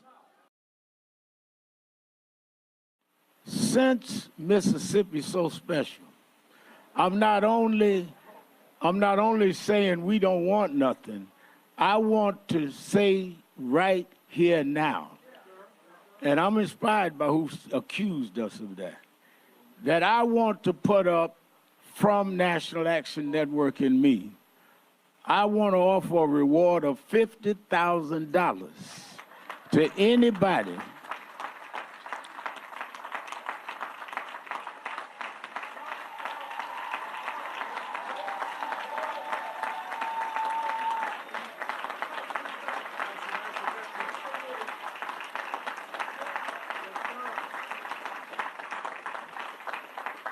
I want to put a reward up for $50,000 for anybody that could give the information that will lead to an arrest and a conviction in the case of what happened. He was not on that island by himself. Somebody saw something and knows something. So I didn't come to make money, I came to give money. Stand up and tell the truth. Whatever it is, good or bad, we're not going to prejudge it, but we cannot end it until we know all the facts. I just got a text, Christine and Elma, you know that Tyler Perry said he would pay for the funeral. He must be watching. Because he said, I'm going to match you and put up $50,000 more. So we putting up $100,000 for anybody that'll come forward. We just want the truth, that's all. We just want the truth. And we want to thank Tyler Perry. He must have been watching. We want to thank Colin Kaepernick, who paid for Colin Kaepernick, a real giant in our community that shouldn't be disrespected by anybody. It certainly was quite emotional. I was texting Tyler Perry. I actually talked to him a little bit earlier, and he had definitely confirmed that $50,000 or $100,000 reward that will go to, if someone is arrested and convicted. One of my panel right now, Ome Congo, it's unfortunate that we have to return to these places, these stories, and it's not just Nolan Wells or other stories that we've been covering as well, but families are still demanding answers to the death of their loved one. Yeah, these are always hard to watch the mothers, and then obviously, watching the fathers as well. And, definitely shout out to Tyler Perry and Colin Kaepernick and, been stepping up in this moment. It's Roland, as you've been sounding the alarm right now, and other people have as well, we are in a crisis right now as it relates to what's happening to our children. They are ending up missing. They're ending up being hung. They're ending up drowning. They are, and we don't have a Justice Department that's going to follow these cases. We're out on our own on so many levels. And I am not speaking right now to Nolan Wells, but there are things happening to our children right now that I believe many of them are the result of racist people who are hunting us. We can add some of these police cases to them as well. And we are on our own as it relates to searching for justice. And I'm thinking of Ida B. Wells, and, in this particular moment right now. Parents are scared just scared in so many ways. The conversations that I'm having, with other parents and the like. And so I'm doing everything possible from a distance to uphold this family. And it's just really important that with no other networks really uplifting this, going back to your conversation with Hughes, in terms of Black spaces, that we continue to uplift and call attention these social media outlets to put out this information, because we deserve to be treated better than this. Our children deserve a better future than this. And in many different instances and ways, it's being robbed, and in many ways without accountability. So we're going to find out what happened to Wells. My heart breaks for him and his family. But we just have to be very mindful in speaking up about this is our kids are not just disappearing on their own. Something more is happening.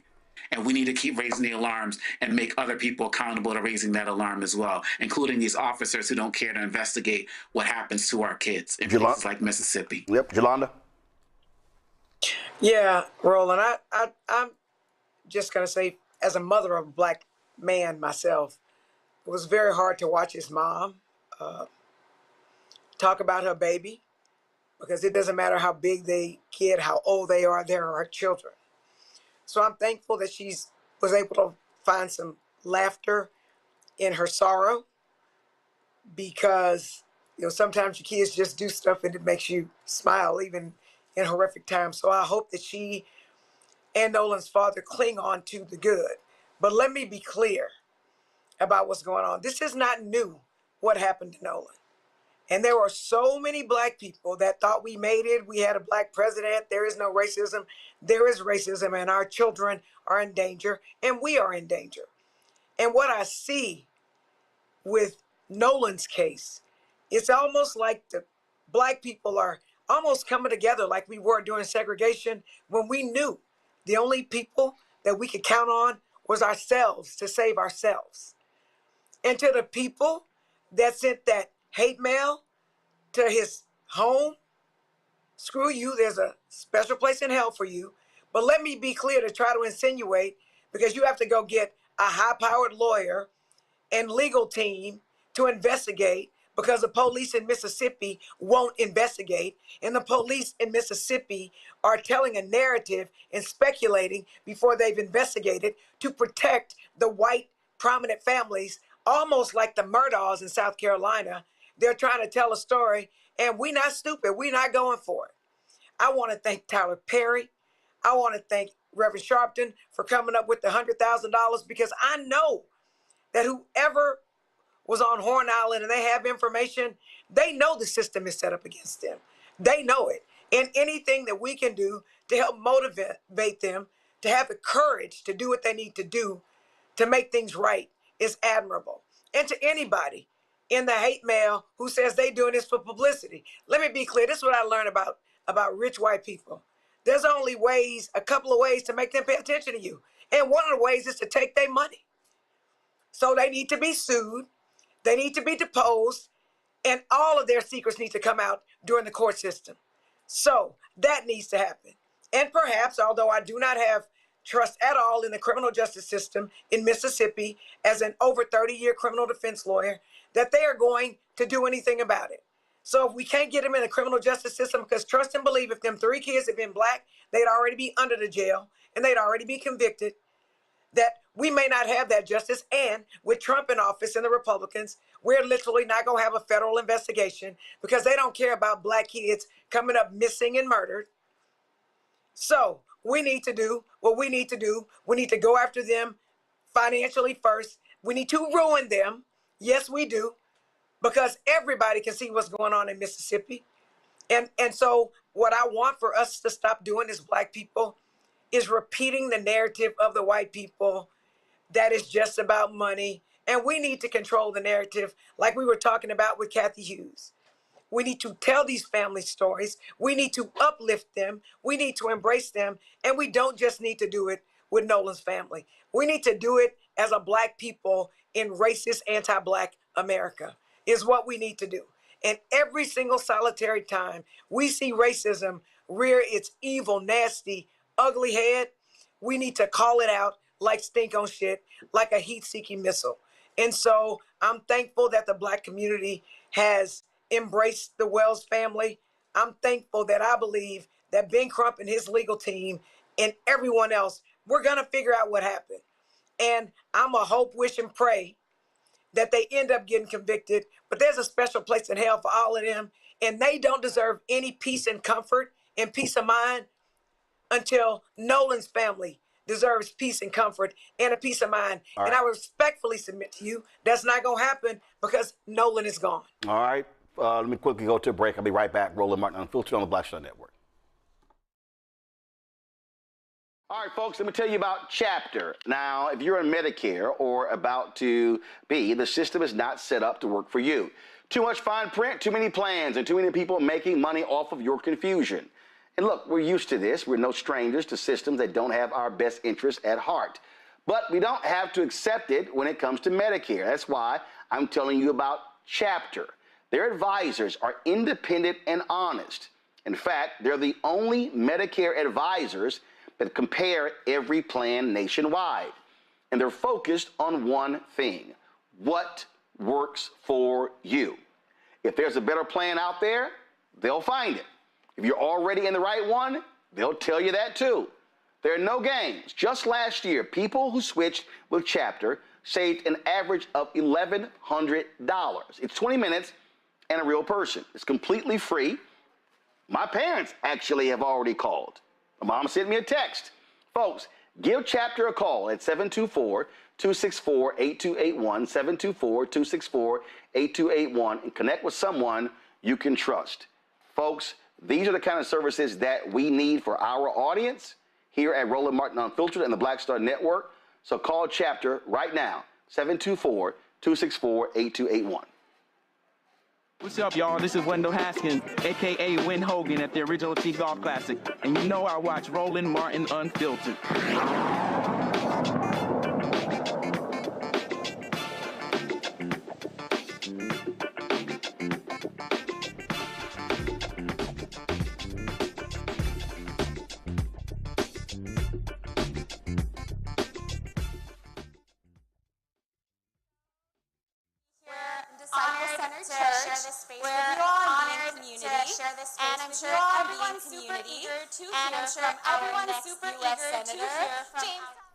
All right, folks, sorry, we're trying to get that audio straight. That's so in Dallas, in DeSoto, actually, suburb of Dallas, Representative James Tellerico is about to have a town hall speaking to African Americans there. He had one yesterday in Houston, and so once we get the audio straight, we'll go back to that. Folks, let's talk about, though, Florida. A Florida police officer resigned after newly released body cam footage shows Melbourne police officers violently taking down a misidentified black teenager. On June 24th, Officer William Markle, one of 3 officers who detained 15-year-old Judah Everidge, claimed the teen was resisting arrest. Judah suffered a broken arm because of the incident. Well, the body camera footage tells a different story. Watch. Get him the tape. Get on the ground, bro. Flip over, bro. I know his mom. I'm sorry. I know his mom. I'm sorry. I know his mom. I'm sorry. I'm sorry. Yeah, we're gonna break it if you don't fucking stop resisting. I got it. Fuck, it's back there. It's there. Fuck. Okay. Hang tight. Relax. What's going on with your arm? Give us your other arm. Hold on. Let me get another cuff. Hold on. Look at my arm. Where? Relax. Lay on your chest. Lay on your chest. Can I explain? No, you can't. Lay on your chest. I was just walking. You saw us running. I know Armani, I can't explain. I know his mom. I know his mom. You know whose mom? Is that female? I was just in the car with her. I was going to the car with her. You were there. What? I was in Are you Armani? No. You're not Armani? No. I don't know what's going on. I was in the car. Why are you running from us? I'm not Go to running. that guy. You said there's somebody else. I was crossing the street. What's your name? Judah, Armani ran. I saw Armani run. I know his mom. I know Armani's mom. Stand by. We might have one on standing. I know Armani's mom. I was in the car with her. With who? Somebody was talking to her. I was with Armani's mom. I was in the car with her. We're trying to figure that out. Stand by. And I was just walking home. She gave me. Where do you live at? I was dog sitting. Do you have ID? No.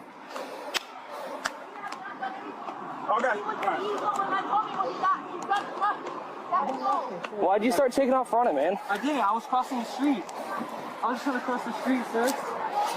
Ow! You're good, bro. My fucking arm. What's wrong with your arm? I'm looking at you. You dislocated my arm. Where? I saw my arm dislocate. Oh, fuck. Where? Whenever, it was like, I don't know, but ow, that shit hurt. Why are you running? I was just trying to cross the street. I'm sorry, but dude, that nigga got me. What the fuck? I didn't even do nothing. Oh, fuck. You good? No, I can't fully extend my arm. It's definitely popped out of place. Okay, we'll get it. Just hang tight. I got you. Huh? Would I just fully extend my arm? I'm not. Hold on. I'll get you medical. Just hang tight, all right? Get the fuck out of me. Bro, you literally flipped around. I'm just saying, can I help? Can I help quick? Oh, sorry. You want to sit up or do you want to? Yeah, I just want to stand up. Just hang tight. Can I put my shoes on? Yeah, it's fine. Damn. Look. Cohen, do you got any allergies or any medical problems? Allergic to, well, like, are you talking like foods? No, any like medication allergies? Cephalosporin. I'm pretty cephalosporin or something like that. I forgot what it's called. Fucking explain myself. I understand fucking your dumbass. accent. Hey, Judah, come on. All right. Sling out the ground for no fucking reason, dumbass. Judah later said that he was actually trying to help officers locate 16-year-old Armani Roman, who was described as white Hispanic and wearing dark clothing.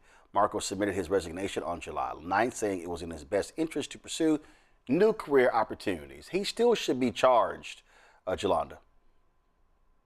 Oh, absolutely, Roland. I mean, if that wasn't an incompetent police officer, I don't know what was. They were looking for a white kid. That kid was clearly not white. He had the wrong description. He was wearing the wrong clothes. But they decided that a black kid would do. Yep. So my concern is that they let him make it. So he needs to be charged.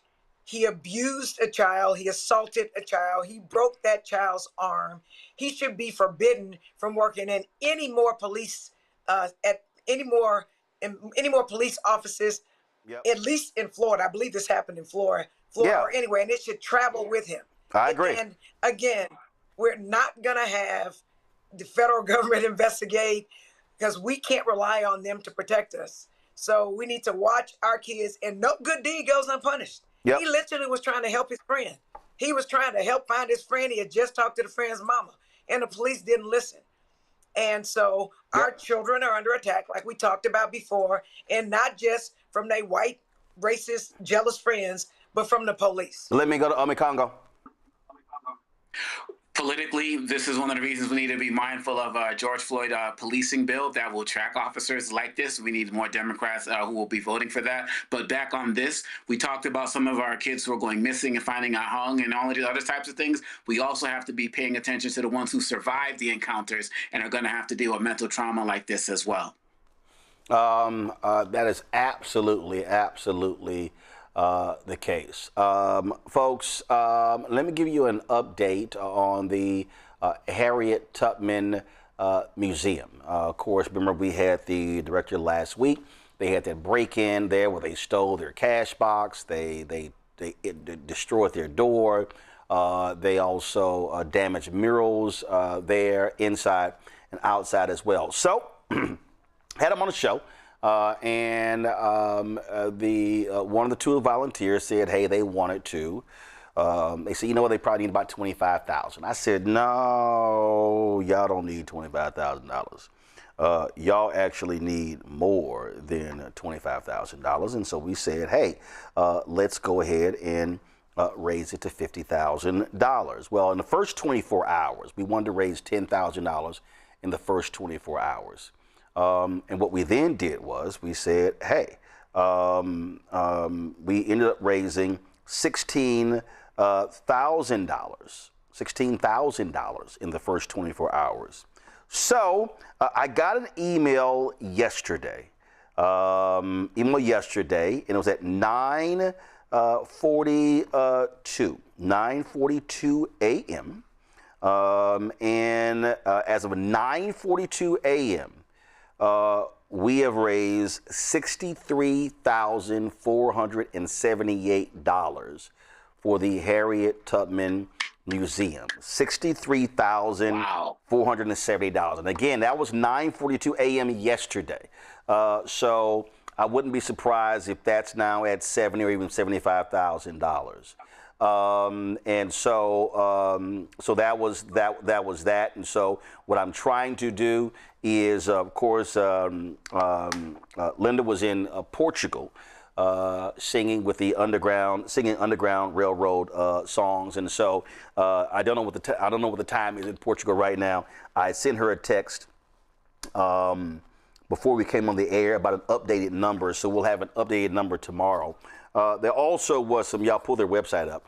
There also were some changes made. And so a very prominent individual went to the website and contributed, but they had a cap of $500. And so I hit Linda. I was like, yo, you need to change that. So they changed that on the website. So that was changed so they can actually get more than $500 worth of donations.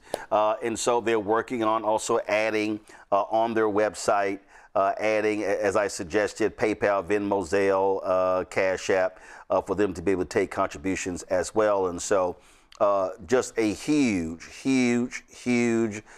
shout out to our fans, folks on the social media who stepped up, who contributed. I also got, give me 1 second, y'all, because folks hit me up, and Mayor LaJawn Cephas is the mayor of the city of Cambridge, and she sent me a text message thanking me. She said that this museum is the crown jewel of Cambridge. They are hugely supportive of that. In September, there are a number of activities that are going on that'll be taking place around Harriet Tubman in the month of September. And so I asked her, I said, hey, let me know if any of that stuff is being live streamed so we can carry that as well. And so we're trying to get that information. And so hopefully we'll be working with the folks there to live stream that out. But again, our viewers, the people who follow us, people on our social media, y'all did the doggone thing. Again, contributing more than $63,000, exceeding the goal that we set of $50,000 to repair the door, repair the murals, and install a security system so they can get up and running. And so Linda, she told me, 1 second, sorry, Linda just hit me back. So as of 8 p.m., the new number is $68,328. $68,328. She just hit me just 1 minute ago.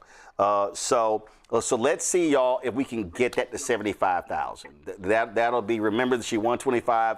That'll give them a cushion to be able to do some things. So let's see if we can raise another $7,000 and get that to $75,000. Please, of course, y'all share on all of your social media. Please share your social media and tell them when they see the donate button, pull the website up again. And when you go to the website, thank you very much. When you go there, HarrietTubmanMuseumCenter.org /donate.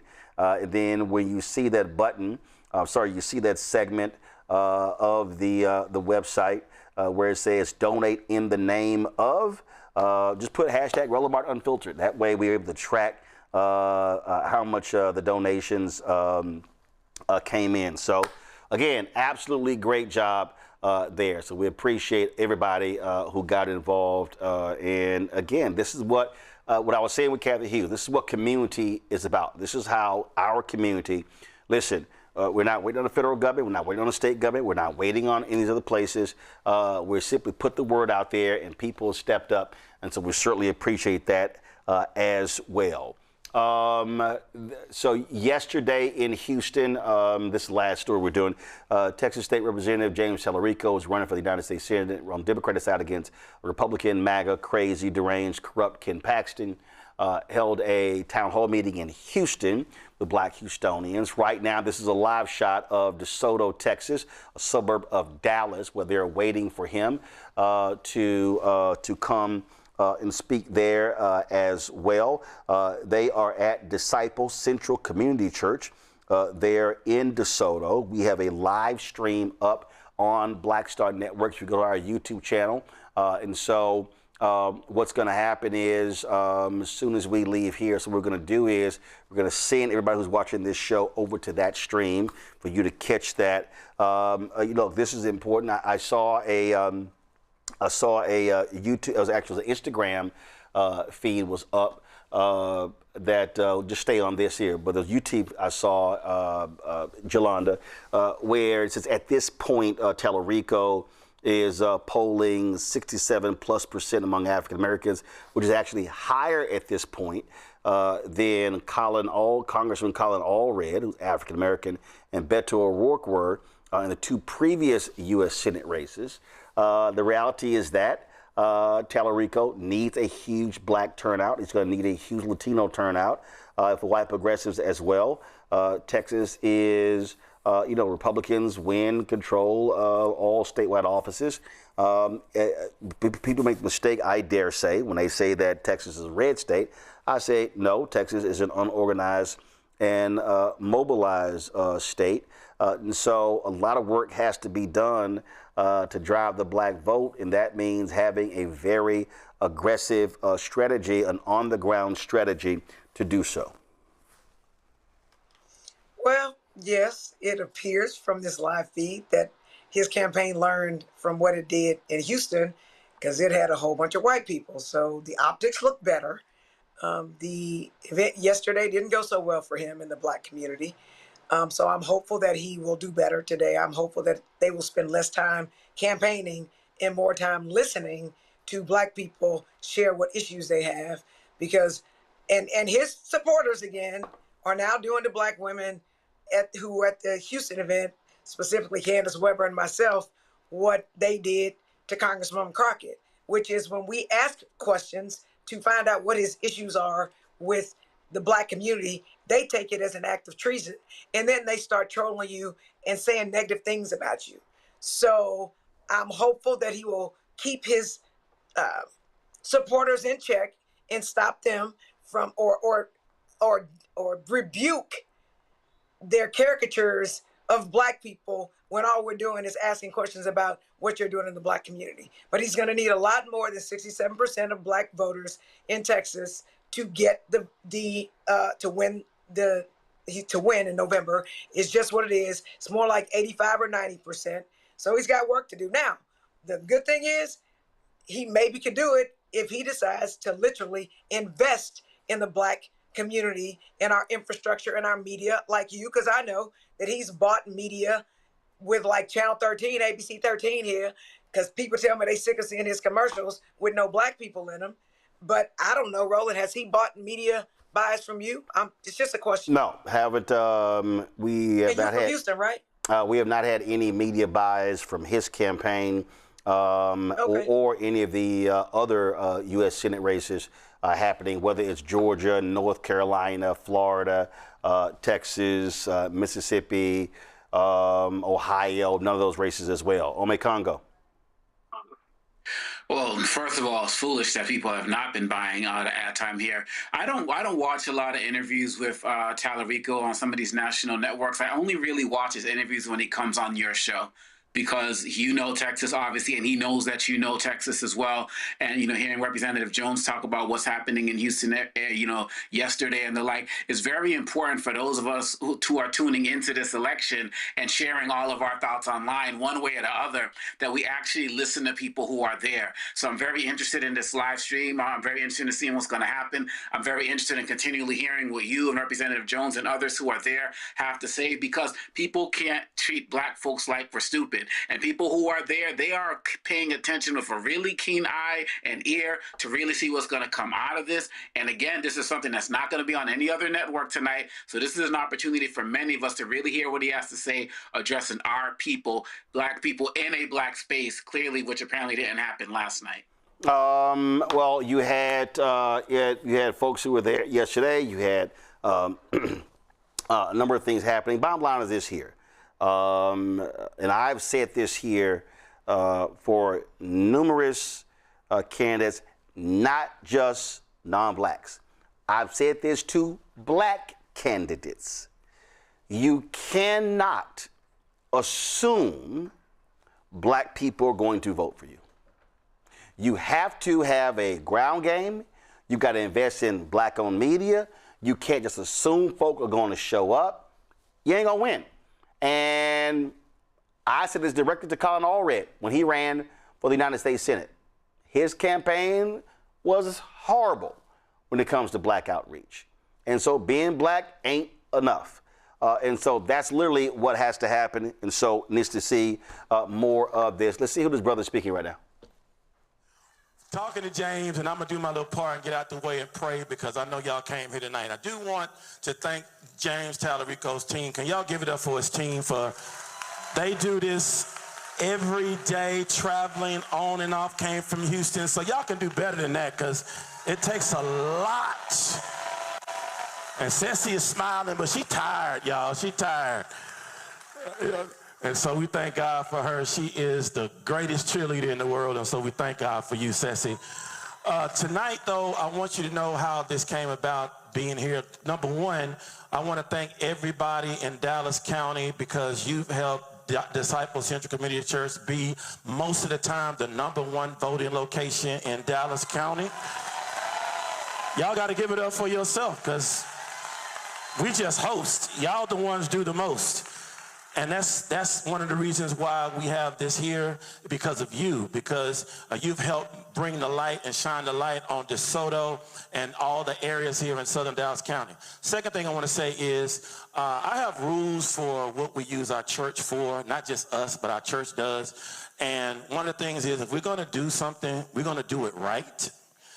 And if we're going to do something, James and I have been talking actually since about October. And I want to let you know, this brother is the real deal. All right? I ain't just saying that because it's blood bank. I'm in the house of the Lord. All right? I ain't got time to be lying to you. I believe in him. And here's the other thing I want you to know, what Ceci just said, because I just spoke with him before we came in. One of my rules was, I said, James, you can't come to this city and our city is not reflected in that sanctuary. And I want you to look around because this is what DeSoto, this is what Southern Dallas County looks. Can you give a hand for that? I want to say that. That's a rule. All right? It's just what it is. It is what it is. Second thing is you can't come to this town and then just speak to the people and the people don't get to ask questions to you. And so here's what we've committed to do. We committed that we're going to stay here, and I told him, you can use this church until you get tired tonight answering questions. Because you came here to ask questions, didn't you? So he says right before this, hey, we're going to do that. So I want you to know this is not just some powwow rally. The brother is going to be asking your questions. Make sure you come with good questions. Now, here's the other thing. I want to make sure we are respectful in this place tonight. The reason is we do weddings in this place and we do funerals. We believe your healing can take place. We'll get you out of here. We're going to pray for you on the way out. We got to pray for, but we're going to be respectful. Everybody look at somebody and say, be respectful. I know you can get frustrated, all that good stuff, but make sure that you're respectful because it takes a lot to do this, and we know you got a lot to say, but we got a long time before we get to November. It's short, but it's long. So if you don't get your question answered tonight, guess what? You still can contact the team. You can still got time to November. Somebody say amen. All right. Now, I do want to just thank everybody again. I want to pray. And then everybody, if you would, grab hands with somebody today and make sure that... Folks, that is Marcus King, senior pastor of the church there. And they do a fantastic job in Dallas County of really encouraging folk when it comes to voting in that southern sector there. You got Friendship West Baptist Church with Reverend Dr. Frederick D. Haynes III, who will be, of course, going to Congress, replacing Congresswoman Jasmine Crockett. I mean, you've got a multitude of churches, Concord Baptist Church there as well, my alpha brother Brian Carter, and so many others who do a great job there. So here's the deal, y'all. We have the live stream going, so y'all can actually check out, see what Tellerico says. Also, the questions that people are going to be posing as well. So we appreciate that. Thelma Anderson was supposed to be on the show. She's actually in the audience, and so she'll give us a rundown of what took place. Let me thank Jolanda. Let me thank Ome Congo being on today's show. I certainly appreciate it. Thank you so very much. Folks, don't forget to support our work here. Listen, what we do here is for our people. We center us. I could easily, and I'm telling you right now, I was seeing this story. They were talking about progressive shows or shows on the left. Well, let me be real clear. And they were talking about all these different shows, and I made this clear. We're not a left show. We're not a right show. We're not a progressive show. We're not a conservative show. We're not a Democrat show. We're not a Republican show. We black. With a period. That's who we center. That's what we focus on. It's very easy. And again, and also, I don't focus on bullshit. You ain't gonna see no gossip. You ain't gonna see no reality shows. I don't give a shit about who won between Drake or some other rapper. I don't care. I don't care about none of that. I don't care about no Housewives show. I don't give a damn. Hey, guess what? If y'all want to talk about the Jay-Z concert at Yankee Stadium, knock yourself out, go somewhere else. If y'all want to talk about, who's dating who got pregnant, who's getting married, go somewhere else. We are focused on news and information. That's what we do. And I know we sacrificing. I could easily, I look at the numbers. Oh, we could easily have hundreds of thousands.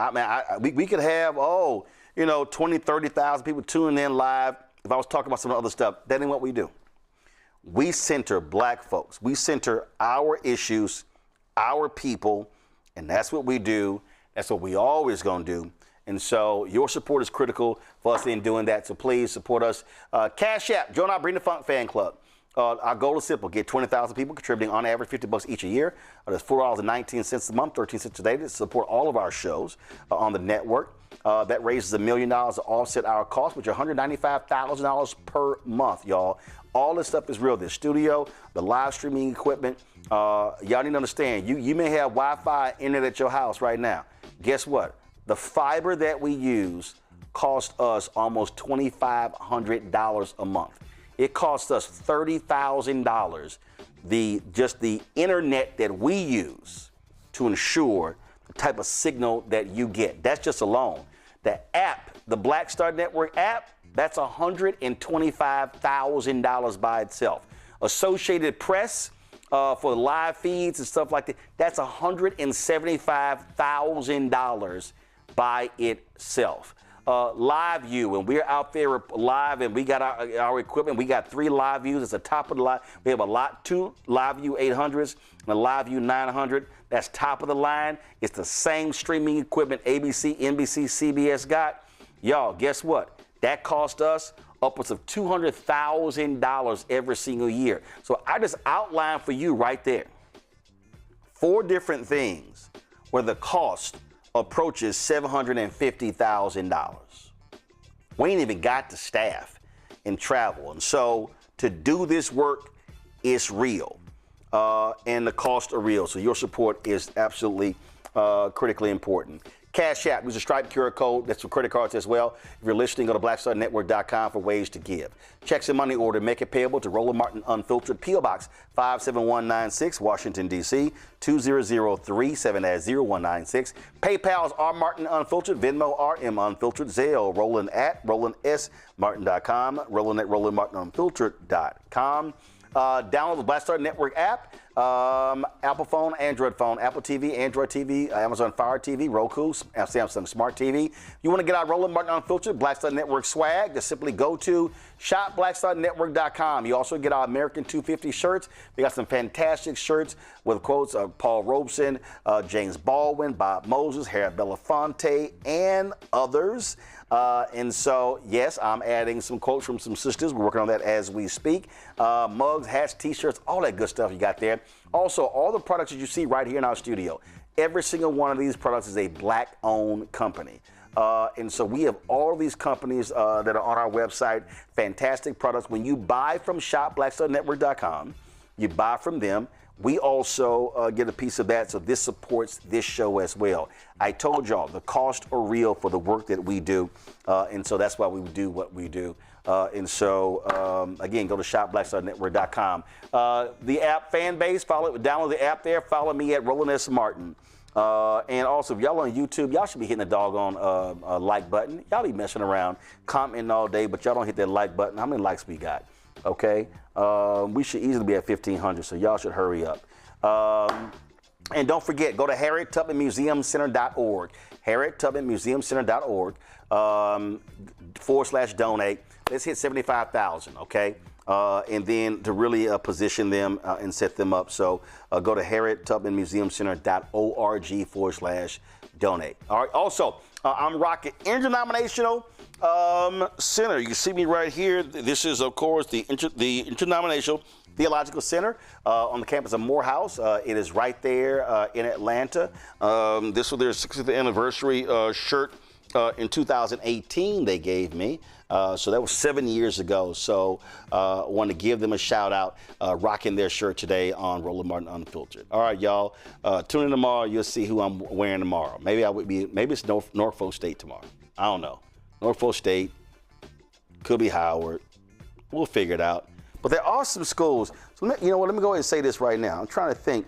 So University of Virginia Lynchburg, y'all need to send me some gear. I ran one of y'all board members.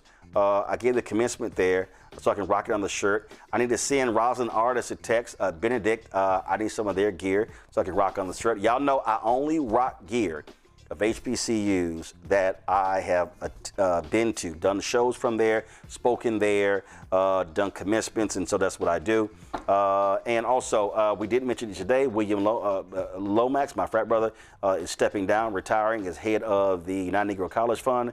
We'll be having him on the show talking about that as well. So, and Prairie View and Texas Southern University, y'all need to send me some gear as well. Y'all hometown, what up? So again, if you have not seen me in your HBCU, either they didn't send some gear or y'all ain't invited, brother. I'm only gonna wear gear that I get invited to. All right, y'all, that's it. I'll see y'all tomorrow right here, Roland Martin Unfiltered on the Black Star Network.